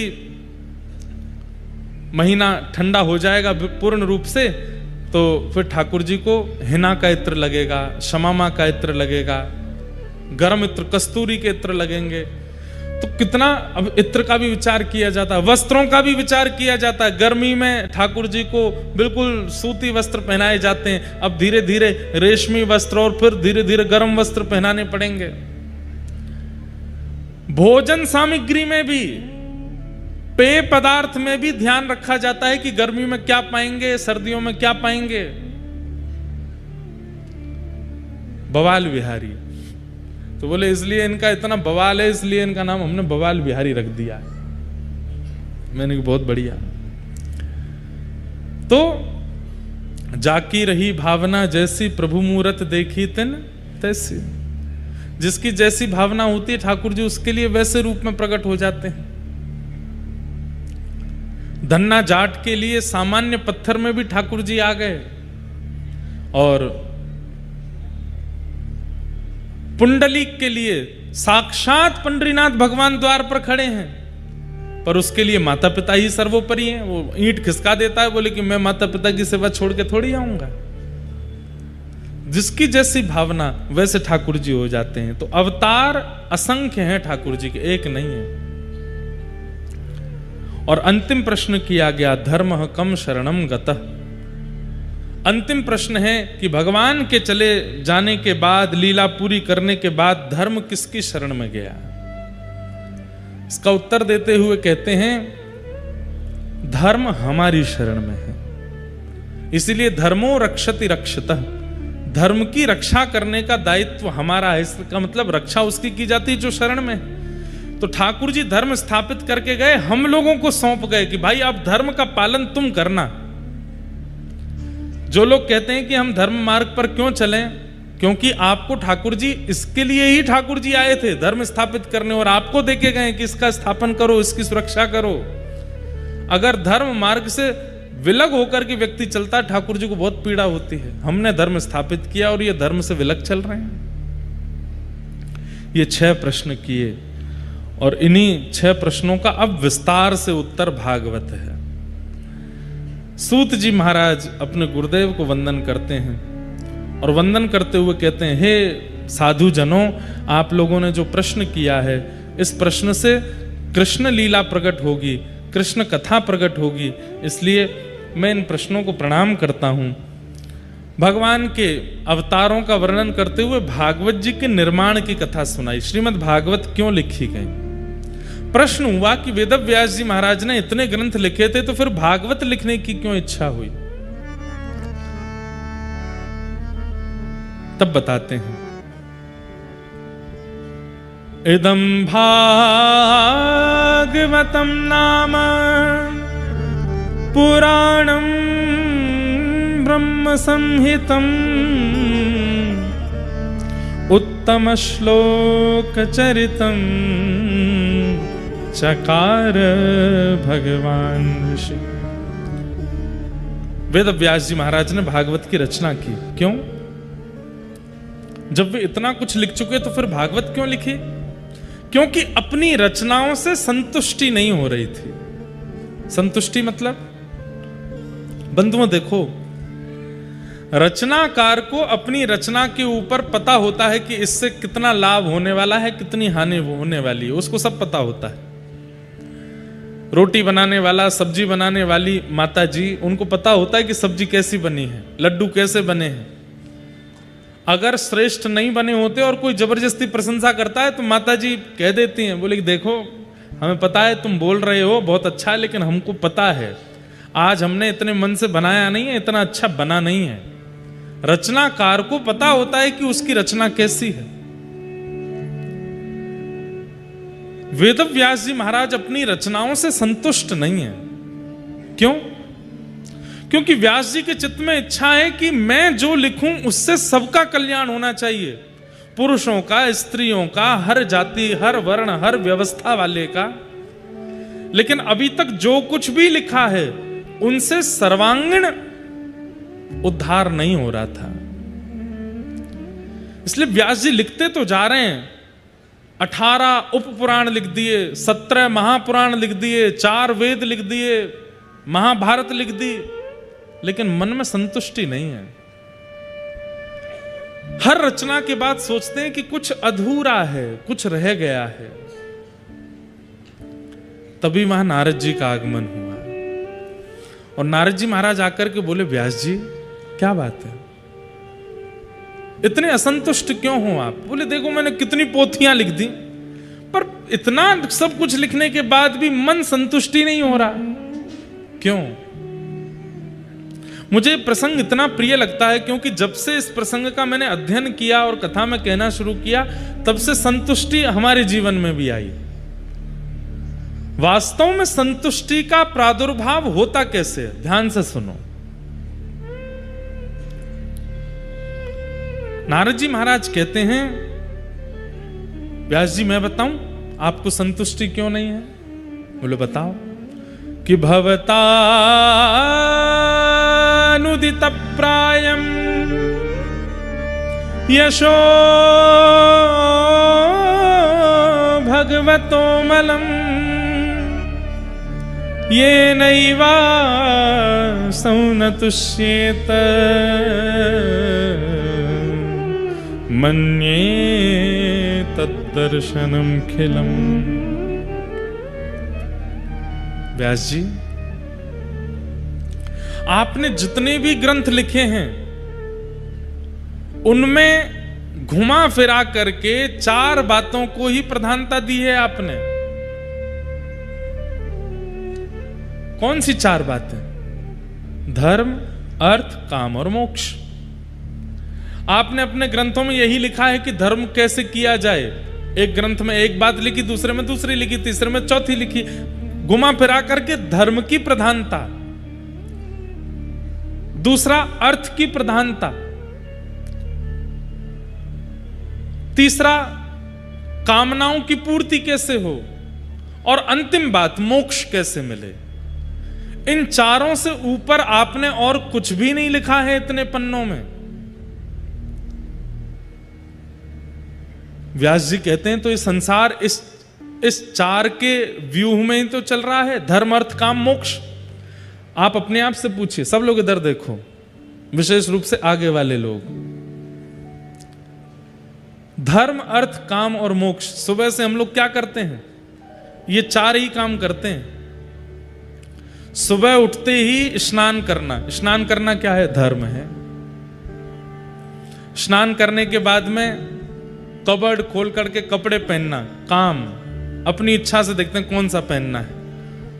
फिर उसके बाद नाश्ता करना, मन वांछित पराठे बनाओ या ये बनाओ, पूड़ी बनाओ, कुछ बनाओ, अपनी इच्छा, कामनाओं की पूर्ति। धर्म पहला स्नान करना, अपने शरीर को शुद्ध करना, पवित्र करना, माता पिता को प्रणाम करना, जो कुछ भी है वो सब धर्म में आ गया। उसके बाद कपड़े पहनना, भोजन नाश्ता करना, ये आ गया काम, कामनाओं की पूर्ति। उसके बाद क्या करते हैं, गाड़ी में बैठे, बच्चे गए स्कूल, बड़े गए कॉलेज और बड़े गए अपने काम पर, ऑफिस। ये क्या है, अर्थ। बच्चे स्कूल क्यों गए हैं, ताकि हम अध्ययन करें, ताकि हम जब बड़े हों तो हम भी अर्थ कमा सकें। यूनिवर्सिटी क्यों गए, ताकि हम भी बड़े हों तो हम भी अर्थ कमा सकें। अर्थ के लिए ही अध्ययन कर रहे हैं, अर्थ। और फिर इन सब कार्यों के बीच में यदा कदा कभी मंदिर जाना, कभी मंगलवार का व्रत करना, कभी कथा सुन लेना, कभी सत्यनारायण की कथा कर लेना, कभी मंदिर में प्रणाम कर लेना, मोक्ष की कामना। इस 4 से अतिरिक्त और कुछ नहीं करते हम। धर्म करते हैं, अपनी कामनाओं की पूर्ति करते हैं, अर्थ की प्राप्ति करते हैं और मोक्ष के लिए यत्न करते हैं। इन 4 के पीछे ही हम सब भाग रहे हैं। वेदव्यास जी बोले, जब सृष्टि ही इस 4 के चक्र में चलती है तो मैं इस 4 से परे बातें क्यों लिखूं? धर्म, अर्थ, काम, मोक्ष। तब नारद जी बोले, एक चीज भूल गए। बोले क्या? पंचम पुरुषार्थ। इन 4 के साथ में एक का होना बहुत जरूरी है, और वो एक क्या है? प्रेम। धर्म में प्रेम हो, अर्थ में प्रेम हो, काम में प्रेम हो और मोक्ष में भी प्रेम हो। प्रेम के बिना ये 4 फीके से लगेंगे। फिर ये 4 तो राक्षस भी कर रहे हैं, ये 4 तो चोरी चकारी करने वाला भी बेचारा अपना कर ही रहा है, वो उसके लिए वही धर्म है।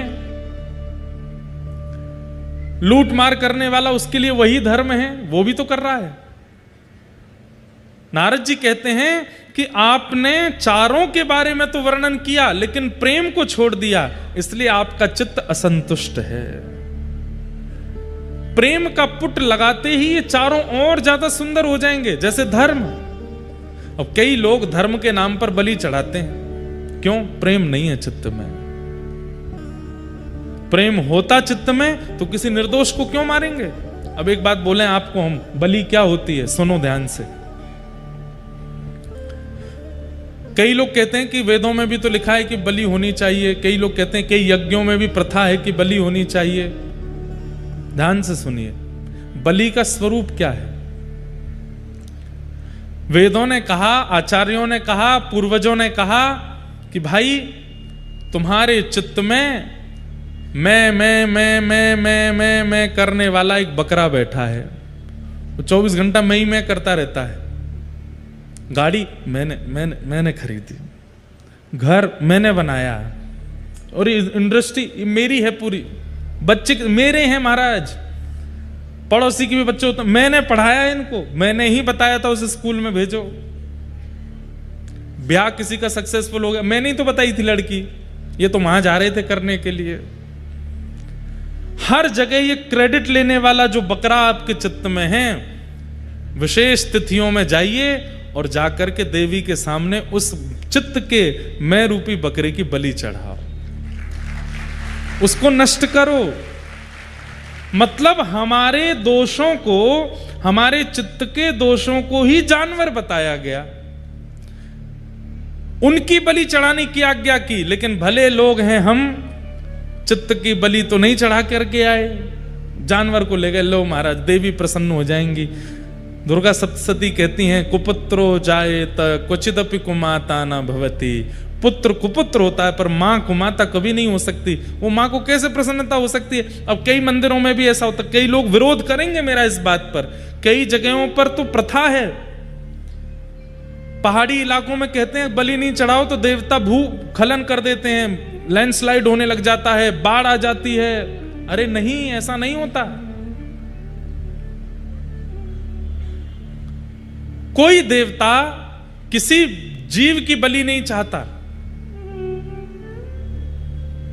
धर्म है पर दया नहीं है उसमें, धर्म है पर प्रेम नहीं है उसमें, इसलिए धर्म के नाम पर हम अधर्म कर देते हैं। कई लोग, अच्छा चलो ये तो बहुत ऊंची बात कर दी मैंने, हमारे लेवल की बात करूं, हम लोग धार्मिक हैं पर हमारा धर्म कैसा है कि दूसरा व्यक्ति जो करता है उसको बिल्कुल ओछा समझ लेते हैं। अगर कोई दूसरा धार्मिक कार्य कर रहा है तो ऐसे थोड़ी होता है, शंकर जी ऐसे ऐसे थोड़ी खुश होते हैं, कहां का पानी लाओ, नल का पानी लाओ, नल का पानी चढ़ा रहे हो शंकर जी पर, इससे खुश होते हैं। कौन सी मिठाई लाए हो, कैसा तिलक लगा रहे हो, कैसा चंदन लगा रहे हो, कौन सी माला, अरे ये पुष्प तो शंकर जी को प्रिय नहीं। कई लोग भक्ति में बीच की भुआ बने रहते हैं, ऐसे नहीं होता, ये नहीं होता, ये नहीं करते, वो नहीं करते, ऐसा नहीं होता। अरे तरीके बहुत होते हैं समझाने के, उसको करने दो। करने के बाद जब आपके पास बैठे तब उसको किसी कथा के द्वारा, किसी प्रसंग के द्वारा, किसी प्रमाण के द्वारा समझा दो। सुनो ऐसे ऐसे होता है, हमने सुना था उनकी कथा में ऐसा प्रसंग था, वहां कहीं ऐसा वर्णन है। और जब तक आपके पास प्रमाण ना हो बोलिए मत, प्रमाण लेकर के आओ तब उसको समझाओ। धर्म में दया होनी चाहिए, धर्म में प्रेम होना चाहिए, नहीं तो धर्म के नाम पर अधर्म कर देते हैं कई लोग।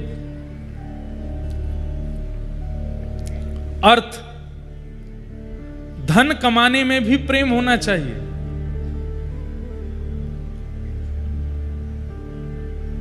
प्रेम कैसे होता है धन कमाने में?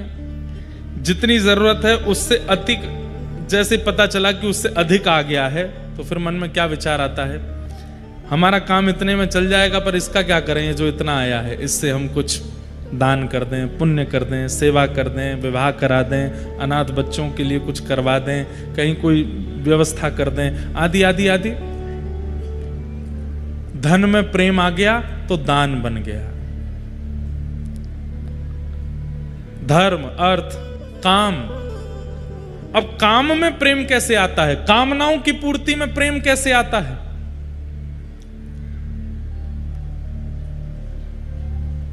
कामना है कि आज आलू का पराठा बने, लेकिन हम स्नान करके आए उससे पहले ही माता जी ने पोहा ही बना दिया, तो पोहा बन गया है तो फिर उसमें गुस्सा ना करे या उटपटांग बोले ना, बस जो मिल गया वो उसको पाले प्रेम से, वो कोई बात नहीं, माँ कल पराठे बना देना, थोड़ा अच्छा लगेगा।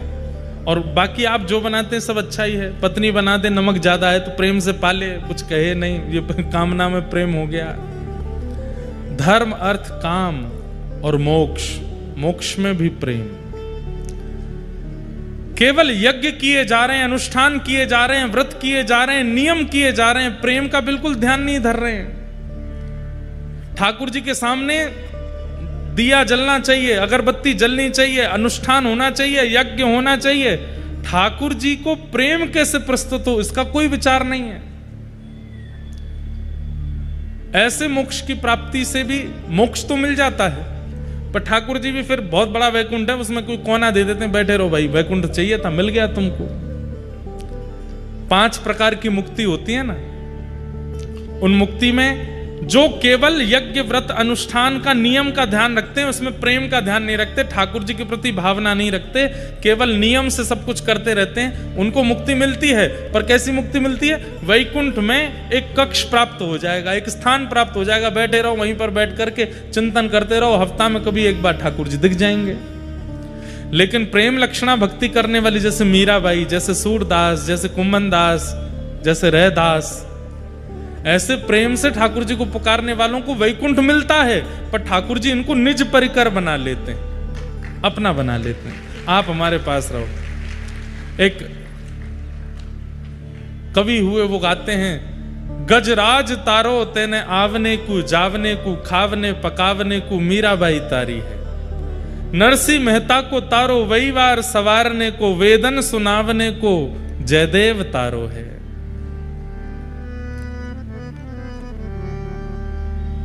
रैदास तारो तेने चामड़ा में धावने को। सबके लिए एक वाक्य कहा गया, बोले तुमने गज को क्यों तारा? बोले तुमको उस पे बैठ के सवारी करनी है, चलो वैकुंठ में चलो, वहीं पे तुम पे बैठा करेंगे। गजेंद्र को तार दिया। खावने पकावने को मीराबाई तारी है। मीराबाई क्यों तार दी? बोले राजस्थान की हो, बढ़िया बढ़िया खाती बनाती पकाती हो, चलो वैकुंठ में हमारी सेवा करो। निश्चित है कि वैकुंठ में ठाकुर जी की रसोई बाई सा ही बनाती होंगी, मीराबाई ही बनाती होंगी। क्यों? वो निज परिकर में आ गई हैं, क्योंकि प्रेम से ठाकुर जी को प्राप्त कर रही हैं, नियम से नहीं, अनुष्ठान से नहीं। इसका मतलब ये नहीं कि मैं अनुष्ठान आदि का, मैं खुद अनुष्ठान करता हूं, पर अनुष्ठान में प्रीति होनी चाहिए। संकल्प जब लेते हैं ना, ब्राह्मण देवता जब संकल्प बुलवाते हैं, उसमें पूछते हैं कि आपकी जो भी इच्छा हो उसको धारण कर लीजिए। उसमें यही इच्छा धारण करना कि हे श्याम सुंदर, आपके चरणों में हमारी प्रीति बढ़े, प्रेम बढ़े, आपसे जैसी प्रीति मेरी संसार में है, धन में है, व्यापार में है, अपनों में है, वैसी प्रीति आप में हो जाए। इस प्रीति के लिए मैं आपका भजन कर रहा हूं, ये अनुष्ठान करा रहा हूं। प्रेम, प्रेम, आपने प्रेम को छोड़ दिया व्यास जी, इसलिए आपके चित्त में संतुष्टि नहीं है। और एक बात कह दूं बंधुओं, धर्म का नाम धर्म रहता है, अर्थ का नाम अर्थ रहता है, काम का नाम काम रहता है, मोक्ष का नाम मोक्ष रहता है, यदि वो प्रेम के बिना होते हैं। लेकिन प्रेम का नाम, प्रेम जब आ जाता है, धर्म का नाम भी प्रेम हो जाता है, अर्थ का नाम भी प्रेम हो जाता है, काम का नाम भी प्रेम और मोक्ष का नाम भी प्रेम। फिर वहां पे इन चारों का कोई अस्तित्व नहीं रहता, वहां प्रेम ही रहता है। हमारे वृंदावन में, हमारा वृंदावन प्रेम प्रधान है। अभी तो हम वृंदावन की ज्यादा अंतरंग चर्चा कर नहीं रहे यहां पर, थोड़ा हम भी समझ रहे हैं आप लोगों को कि उस भाव की आप लोग आस्वादन कर पाओ, तो फिर वृंदावन का रस सुनाएंगे। हमारे वृंदावन में धर्म नहीं है। पूरी दुनिया में ठाकुर जी उठ जाते हैं सुबह 4 बजे, बिहारी जी 8 बजे उठते हैं। कितने बजे उठते हैं? क्यों? लाला है छोटो, देर ते सोयो रात में, सुबह देर ते उठेगो। अब यहां धर्म नहीं है। धर्म क्या कहता है? उत्तिष्ठ उत्तिष्ठ गोविंद, उत्तिष्ठ गरुड़ध्वज, उत्तिष्ठ कमला कांता, त्रैलोक्यम मंगलम कुरु। हमारे ब्रज में ठाकुर जी को मंगल कराने के लिए नहीं उठाते, उठा करके कहें लाला राजी रहे, लाला प्रसन्न रहे, अरे उठ गो नेक्सो सो लाला उठ गो, जय हो लाला की आशीष देते हैं उल्टे ठाकुर जी को। क्यों? धर्म नहीं है, प्रेम है। बिहारी जी में आरती होती है, घंटी नहीं बजती। एकमात्र ऐसा मंदिर है पूरे भारत में जहां घंटी नहीं बजती आरती में। क्यों? लाला है, डर जाएगो, जोरते घंटी बज गई तो लाला घबरा जाएगो, इसलिए घंटी नहीं बजाते। श्रीनाथ द्वारा में शयन आरती 6:30 बजे हो जाती है। अभी कितने बज रहे हैं? बस होने वाली 1-8 घंटे में शयन कर जाएंगे ठाकुर जी। कपाट बंद हो जाते हैं 6:30 बजे, 6 बजे। क्यों?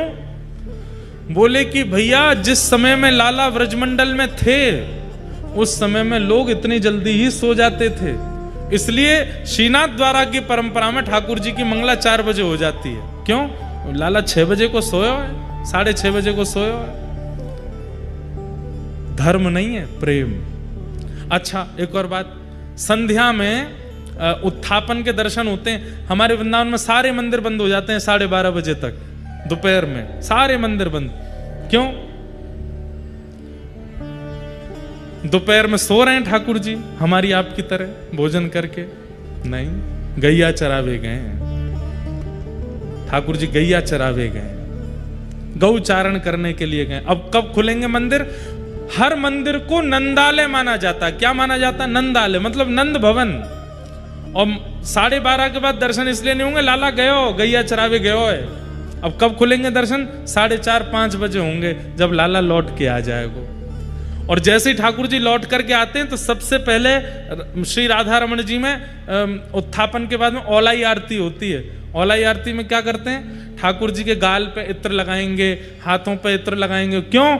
बोले मैया अपने पल्लू ते लाला के मुंह को पहुंच रही है। क्यों? मट्टी लगा के आए गए, गैया चरा के आए हो। धर्म नहीं, प्रेम।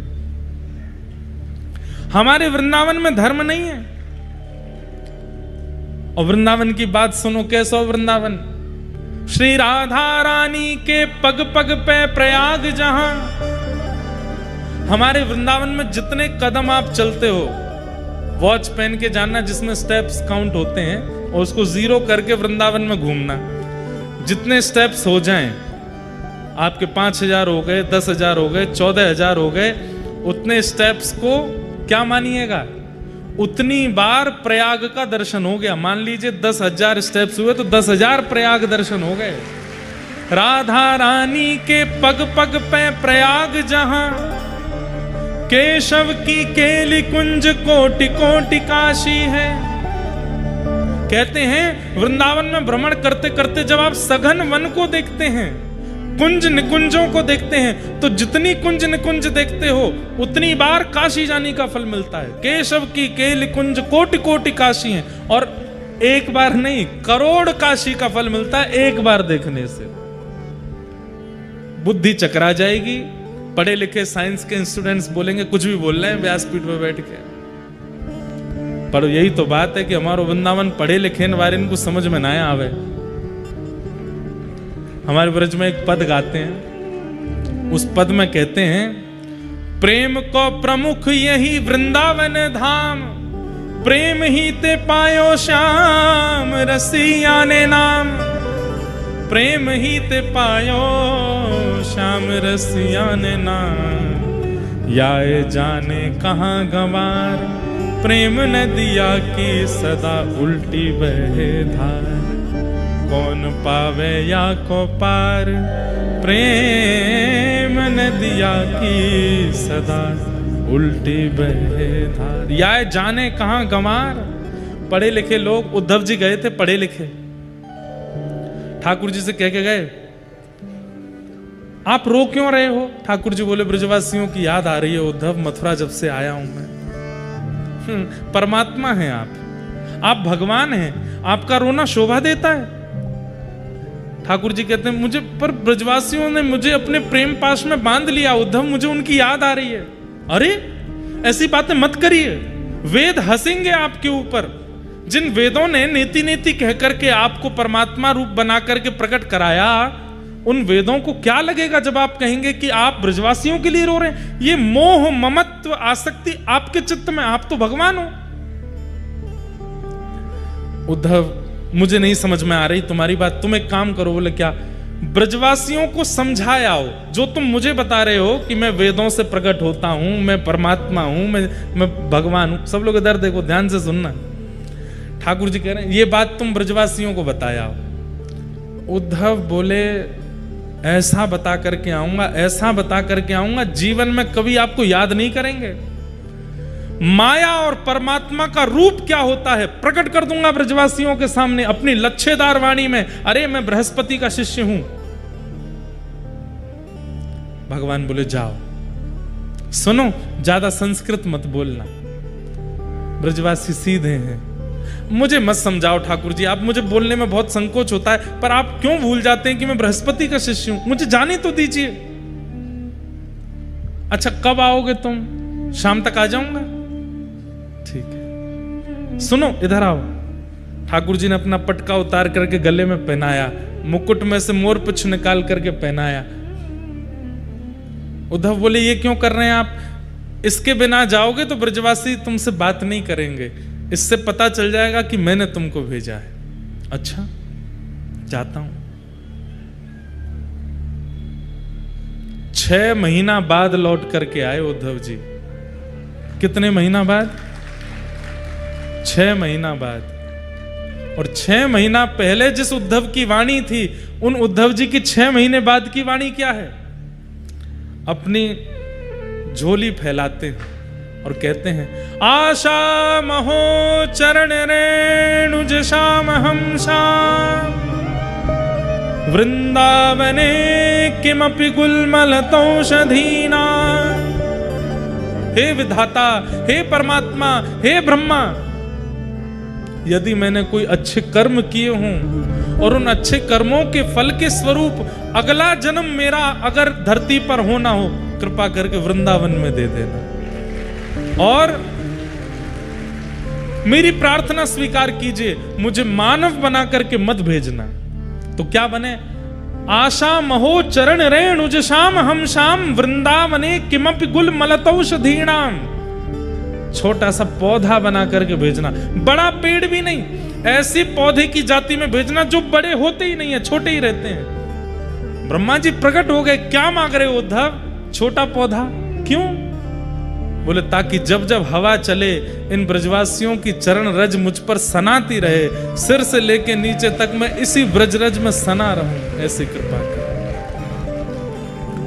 6 महीना बाद उद्धव जी लौट करके आए, ये लंबी दाढ़ी हो गई, बड़ी केश जटा बन गए थे उनके।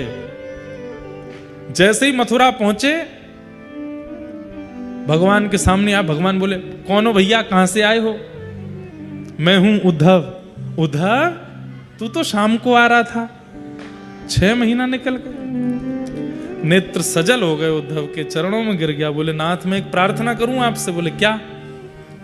शंकर जी को बुला लीजिए, ब्रह्मा जी को बुला लीजिए और कह दीजिए सृष्टि वो संभाल लेंगे, आप तो वृंदावन चलो, आप तो ब्रजवासियों के बीच में रहो, किशोरी जी के पास रहो। इस सृष्टि का भार शंकर जी को, ब्रह्मा जी को दे दीजिए, क्योंकि आपके उपयुक्त स्थान वैकुंठ नहीं है, आपके उपयुक्त स्थान गोलोक नहीं है, आपके लिए उपयुक्त स्थान तो श्रीधाम वृंदावन है, वहीं चलो। उन गोपियों के बीच में रहेंगे ठाकुर जी, गोपियों के घर की बासी दही पाएंगे, आधी रोटी पाकर के चोरी कर करके रहेंगे। इन गोपियों के स्नेह प्रेम के आगे मेरा ज्ञान फीका पड़ गया नाथ। किशोरी जी की चरण रज में रहेंगे, यशोदा मैया की चरण सन्निधि में रहेंगे। चलो मैं आपको ले जाने के लिए आया हूं। हाथ पकड़ करके ले जाने लगा ठाकुर जी को वृंदावन उद्धव। हमारे ब्रज में कहते हैं ऊधो सूधो है चलो, सुन गोपिन के बोल, ज्ञान बजाई डुमडुमी प्रेम बजायो ढोल। ज्ञान की डुमडुमी बज गई ब्रजवासियों के प्रेम के आगे। एक पंक्ति मुझे मिल जाए, मैं उद्धव गोपी संवाद बहुत ज्यादा कहता नहीं हूं कथा में, क्योंकि भाव स्थिति इतनी आगे चली जाती है कि फिर मैं ही नहीं निकल पाता उससे। पर एक दो पंक्ति सुनाता हूं, एक सुंदर भाव के। मिल जाए तो, नहीं तो कोई बात नहीं।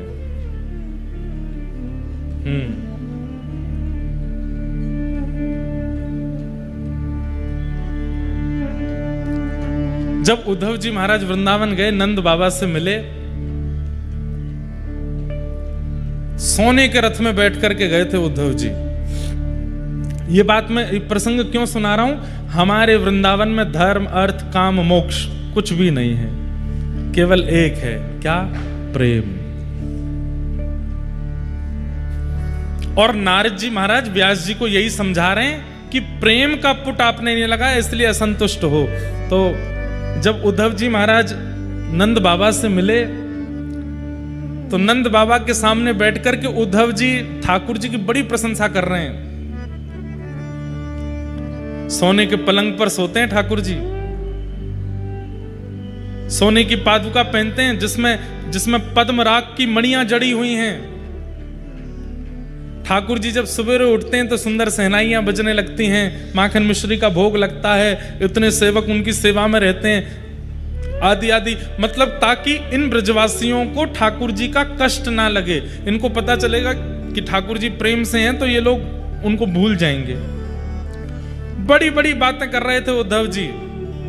तब नंद बाबा आए और बोले उद्धव,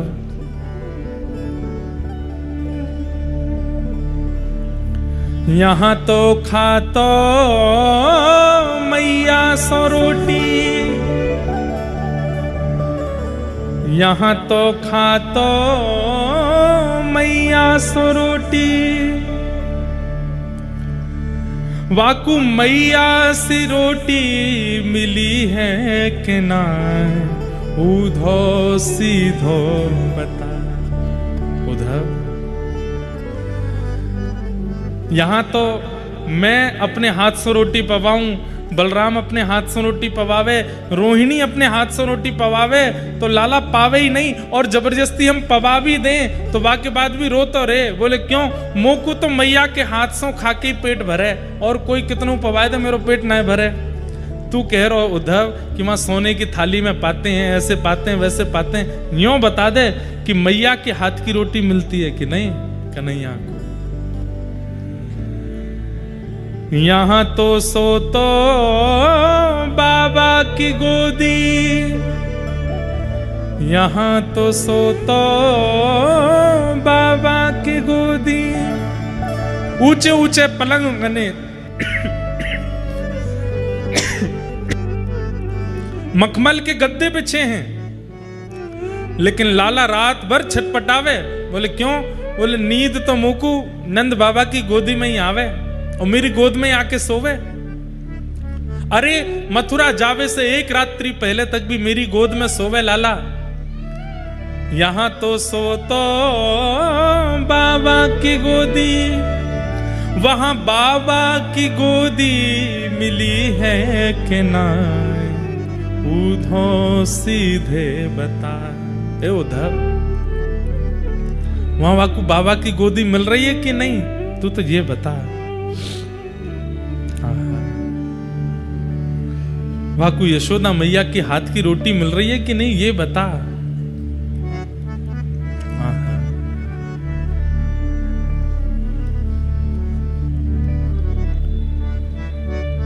यहां तो धावे गैयन के संग, यहां तो धावे गैयन के संग, वाकू गैयन को संग मिले है कि ना, उधो सीधे बता। गैया ने चरावे जावे मथुरा में ना? वो तो गैया नहीं चराते। बाबा की गोदी में सोवे मथुरा में? बोले ना, वो तो बिस्तर पर सोते हैं। मैया के हाथ की रोटी खावे कि नहीं? बोले नहीं, वो तो थाली में खाते हैं। बोले उद्धव, कितने वर्ष हो गए कन्हैया को गए हुए? बोले इतने वर्ष हो गए। वास्तव में हमारो लाला इतने वर्ष से सोयो भी नहीं है, खायो भी नहीं है, प्रसन्न भी नहीं है। हम लिख करके कह रहे हैं यह बात को, क्योंकि जो वाकु प्रिय है वो तो मिलो ही नहीं वाकु।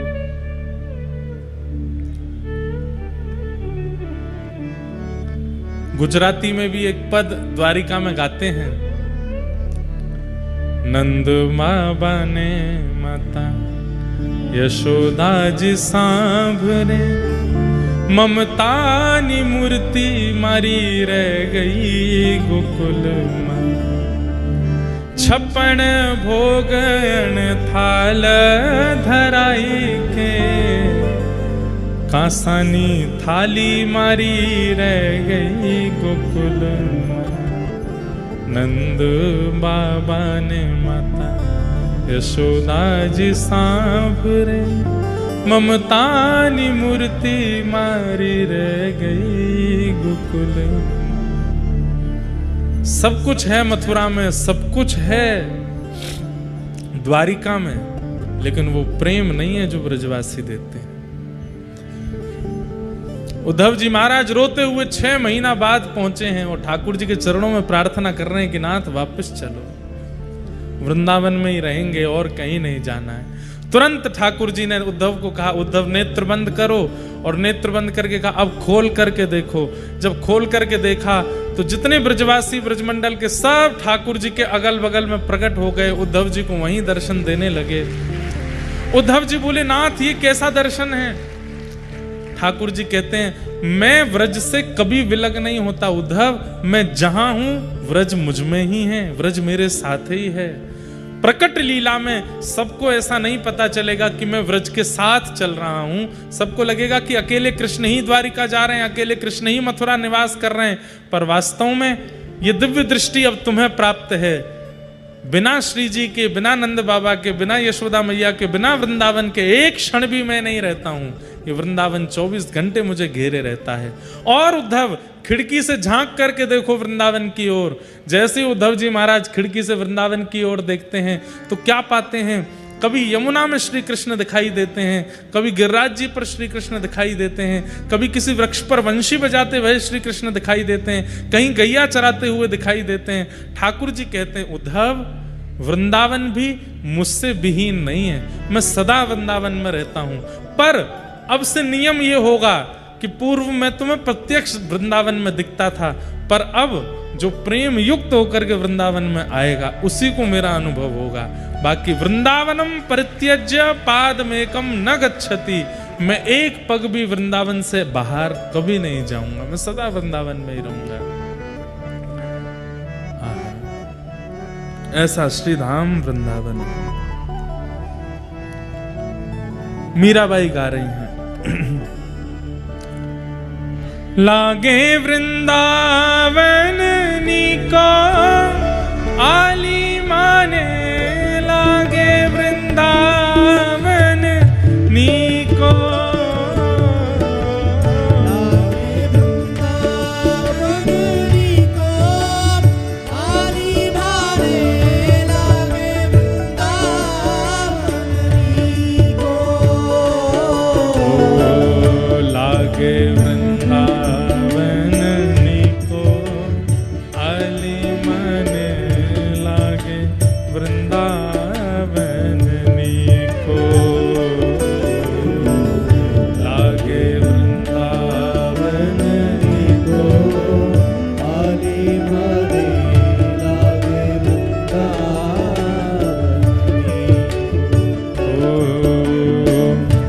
घर घर तुलसी ठाकुर सेवा, घर घर तुलसी ठाकुर सेवा, घर घर तुलसी ठाकुर सेवा, घर घर तुलसी ठाकुर सेवा, दर्शन गोविंद जी को आली माने, लागे वृंदावन नीको, दर्शन गोविंद जी को आली माने, लागे वृंदावन नीको, लागे वृंदावन नीको, आली माने, लागे वृंदावन नीको, लागे वृंदावन नीको, आली माने, लागे वृंदावन। बोलो वृंदावन बिहारी लाल की जय हो।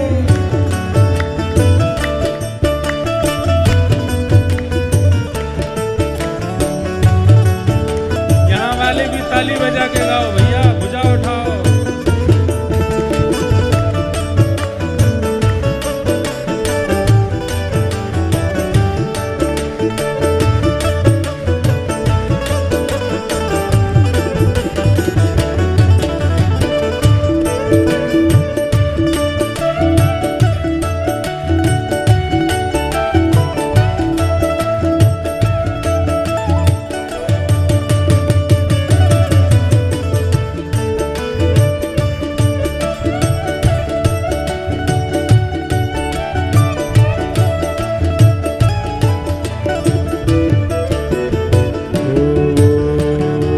रतन सिंहासन आप विराजे, रतन सिंहासन आप विराजे, रतन सिंहासन आप विराजे, रतन सिंहासन आप विराजे, और मुकुट धरे तुलसी को आली माने,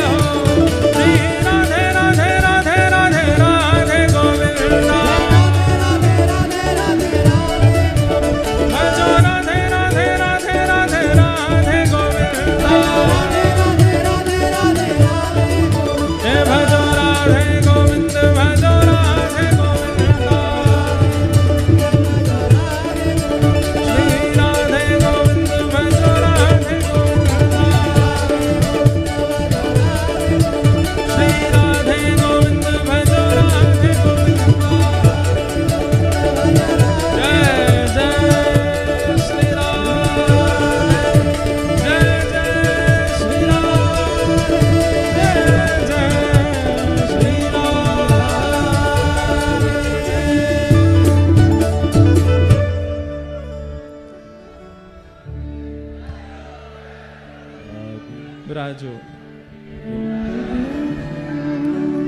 लागे वृंदावन निको अली माने, लागे वृंदावन निको, लागे वृंदावन निको आली माने, लागे वृंदावन। तो धर्म अर्थ काम मोक्ष चारों छिप जाते हैं वृंदावन में। वृंदावन में तो केवल प्रेम प्रधान रहता है। वृंदावन में प्रेम की प्रधानता है।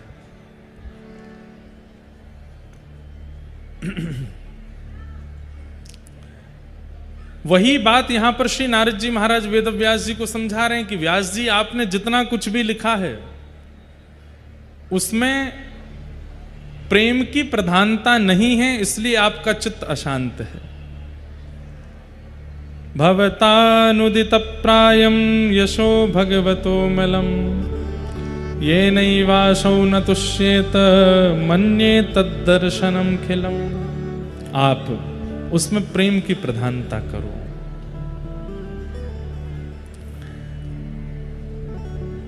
अभी तक आपने ठाकुर जी का धर्म, अभी तक आपने ठाकुर जी का ऐश्वर्य का वर्णन किया है, पर अब ठाकुर जी के प्रेम का वर्णन करो कि ठाकुर जी प्रेमी कैसे हैं। वे रथ हाँकते हैं, वे सुदर्शन चक्र धारण करते हैं, वे द्वारिका के राजा हैं, ये सब तो आप वर्णन करते ही हैं, पर वो प्रेमी कैसे हैं? कृपा करके अब ऐसे भावों का वर्णन करो जिनको श्रवण करने के बाद में श्रोता के चित्त में उनके प्रति भगवत बुद्धि के अलावा प्रेम बुद्धि भी प्रकट हो। ठाकुर जी के प्रति ऐसी भावना आ जाए, ये तो हमारे हैं, ये तो मेरो है, ये अपनत्व की भावना प्रकट हो। ऐसी कथा आप लिखो, तब आपके चित्त को शांति मिलेगी। तब वेदव्यास जी महाराज ने मन में विचार किया और विचार करके अब ठाकुर जी के ऐश्वर्य को छिपा करके ठाकुर जी के स्वभाव का वर्णन जिस शास्त्र में किया वो श्रीमद् भागवत है। कंबा दयालुम शरणम ब्रजेम, अहो वकीयम स्तनकालकूटम, जिघांक्षयापा यदप्य साध्वी लेभे गतिम धा त्रुचिताम ततोन्यम कंबा दयालुम शरणम ब्रजेम। ठाकुर जी के स्वभाव का वर्णन किया।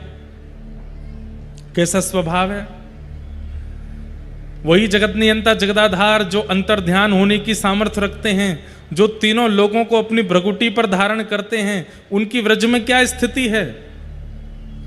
एक दिन यशोदा मैया के गौरस भंडार में मटका फोड़ दिया ठाकुर जी ने,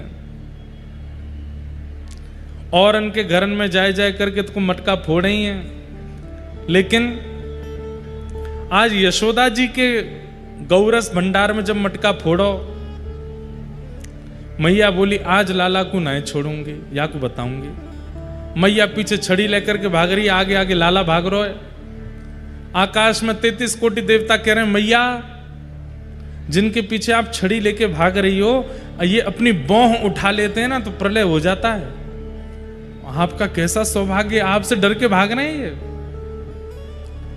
ठाकुर जी को भय नहीं है किसी से, लेकिन प्रेम के वश ठाकुर जी भयभीत होके भाग रहे हैं। तभी एक गली में ठाकुर जी घुस गए तो वहां पे एक मटका बनाने वाला बैठा था। उसके खूब सारे मटका रखे थे, बड़े छोटे पतले लंबे। ठाकुर जी ने बातें जाके कही, बोले देख मेरी मैया मुंह को खोजते भय आ रही है, और मैं नेक्स्ट हूं, अभी 3.5 वर्ष के ठाकुर जी, तेरे पीछे बहुत बड़ा मटका है, तू या को उठाए के या के भीतर मुंह को दुबकाए दे, और मैया आमे तो उनको मत बताइयो। मटका बनाने वाले हाँ ठाकुर जी आ जाओ, मैंने उठाया और ठाकुर जी भीतर घुस गए।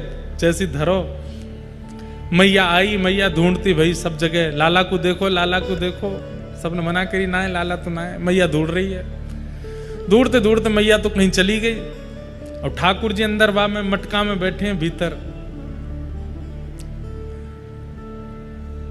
20-25 मिनट हो गए, आधा घंटा है गए, तो ठाकुर जी भीतर थे। बोले लाला अब जा मटका को हटाए दे। तो मटका बनाने वाला मटके के ऊपर बैठ गया, बोले अब तो बिल्कुल नहीं हटाऊंगा। क्यों? बोले पूरे विश्व को संसार रूपी मटके में बंद करने वाले आज मेरे मटका में बंद हुआ है, ये मटका कैसे उठा लूं मैं?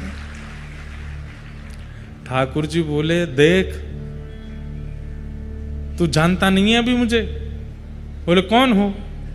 बोले वैसे तो मैं नंद का लाला बन के आया हूं, लेकिन वैसे मैं पूरे विश्व ब्रह्मांड नायक हूं। तो बोले ब्रह्मांड नायक हो तो न करे आओ अपने आप मटका में थे। तो बोले ब्रह्मांड नायक हूं, पर मैं यहां पे मानवी लीला कर रहा हूं, और या लीला में मैं अपने ऐश्वर्य को प्रकाश नायक कर रहा हूं, तो कोई हटाना पड़ेगा तभी निकसूंगो।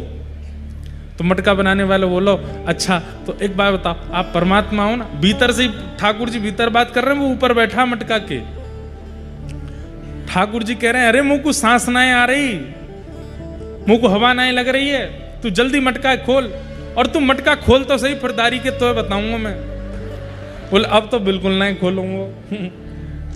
ठाकुर जी पहले तो रोज दिखाने लगे, धमकियां देने लगे। जब बहुत देर हो गई तो ठाकुर जी बोले देख लाला, तू कहेगो तो मैं तेरे काजे घर ते माखन ले आऊंगो, तेरे काजे तू कहेगो यशोदा मैया ते रोटी बनवा लाऊंगो, तू कहेगो तो जब तक तू रहेगो संसार में तब तक एक समय की रोटी तेरी नंद भवन में यशोदा मैया ते कह दूंगो, वो निकाल दे।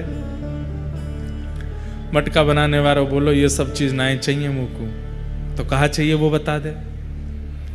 बोले आप वैकुंठ आधिपति हो। बोले हाँ। यूं कह दो कि मैंने तो वैकुंठ दियो, मुंह को मोक्ष दे दो, ऐसा वचन मुंह को दे दो। और मोक्ष भी केवल वैकुंठ में कोई कोनो नहीं चाहिए, वैकुंठ जाकर के आपकी सेवा मिले, ऐसी कृपा मुंह पे करो। ठाकुर जी बोले ठीक है, तो को वैकुंठ दे दूंगो, अब खोल दे जल्दी मटका है। मटका बनाने वालों बोलो 22 साल पहले मेरो ब्याह भयो, पत्नी घर में अकेली छोड़ के मैं कैसे वैकुंठ चलो जाऊंगो। ठाकुर जी मटका के भीतर तो बोले तो तू माऊ ब्याह रचावे को वैकुंठ जाके हूँ, मतलब दंपति के संग ब्याह करते हुए मोक्ष लेगो। बोले ठाकुर जी पत्नी तो 7 जन्मन के संग को हमने वचन लियो, बाकी भी मुक्ति कराओ। ठाकुर जी बोले तो को भी मुक्ति दूंगो, वाको भी मुक्ति दूंगो। अब इस लीला में क्या है, ठाकुर जी ऐश्वर्यवान हैं, लेकिन मटका बनाने वाले के प्रेम के अधीन होकर के अपने ऐश्वर्य को भूल के मटका के भीतर बैठे हैं। और वहां ऐश्वर्य का प्रमाण, ऐश्वर्य का लोभ मांग रहा है मटका बनाने वाला, और ठाकुर जी भीतर बंधी बन करके ऐश्वर्य प्रदान कर रहे हैं। लेकिन यहां पर प्रधानता, आप हंस क्यों रहे हो, आप इतने आनंदित क्यों हो रहे हो इस लीला को सुन के, कि वो परमात्मा हैं, वो ईश्वर हैं, वो जगत नियंता जगदाधार हैं, पर कितने प्रेमी हैं, सर्व समर्थवान होते हुए मटका के भीतर बैठे हैं। स्वयं चाहे तो कुछ भी कर सकते हैं, लेकिन प्रेम के अधीन होकर के कुछ कर नहीं रहे हैं, इसलिए तो हंसी आ रही है। मटका बनाने वाले बोलो दोनों उनको मुक्ति दोगे, कहो तो खोलूंगा। ठाकुर जी बोले तो वह दूंगो, तेरी पत्नी वो दूंगो, अब तो निकाल दे मुंह बाहर। मटका बनाने वाले बोलो 2 छोटे छोटे बालक हो रहे मेरे, उनको भी दे दो। अरे उनको भी दे दूंगो, तेरे मैया पितान को भी दे दूंगो, तेरे परदादा परदादी को भी दे दूंगो, और सुन तेरे कुल जहां ते प्रारंभ है रो महासवन को दे दूंगो, तुम को बाहर निकाल यहां ते। नहीं निकाला। ठाकुर जी बोले अब का है गो? बोले मेरे कुल खानदान की गई, पत्नी के कुल खानदान, बाकी भी 21 पीढ़ी न तारो। ठाकुर जी बोले तू बाहर तो निकार मो तो बताऊंगो। भीतर ठाकुर जी हल्ला करने लगे, मचलन लगे। तो मटका बनाने वाला बोलो देख लो मैं बाहर निकाल दूंगा। बोलो वही तो कह रहा हूं, तू बाहर तो निकार। मटका बनाने वाला देखा दूर यशोदा मैया डोली, तो यशोदा मैया तो इशारा कर यहाँ पे आओ। मैया दौड़ी दौड़ी आई, कहाँ लाला? वो अभी निकारू। सोई मटका खोल दियो। ठाकुर जी निकले, कहाँ को है? बोले मोए बात बताइए, पीछे देखो, पीछे देखो तो यशोदा मैया खड़ी। अच्छा दारी की यहाँ छिपके बेटा, चल। हाथ पकड़ करके ठाकुर जी लेके, कुछ नहीं कर पाए उसका। नारद जी महाराज वेद व्यास जी से बोले ऐसी कथा आपने कहां लिखी बताओ। व्यास जी बोले ये तो नहीं लिखी। बोले इसीलिए आपका मन अशांत है क्योंकि आपने ठाकुर जी के ऐश्वर्य का वर्णन किया है, ठाकुर जी के स्वभाव का वर्णन नहीं किया है, ठाकुर जी के लीला का वर्णन नहीं किया। वो कोमल कितने हैं, वो प्रेमी कितने हैं, उनका स्वभाव कैसा है, उनका व्यवहार कैसा है, इसका वर्णन आपने नहीं किया, प्रेम की प्रधानता नहीं बताई है।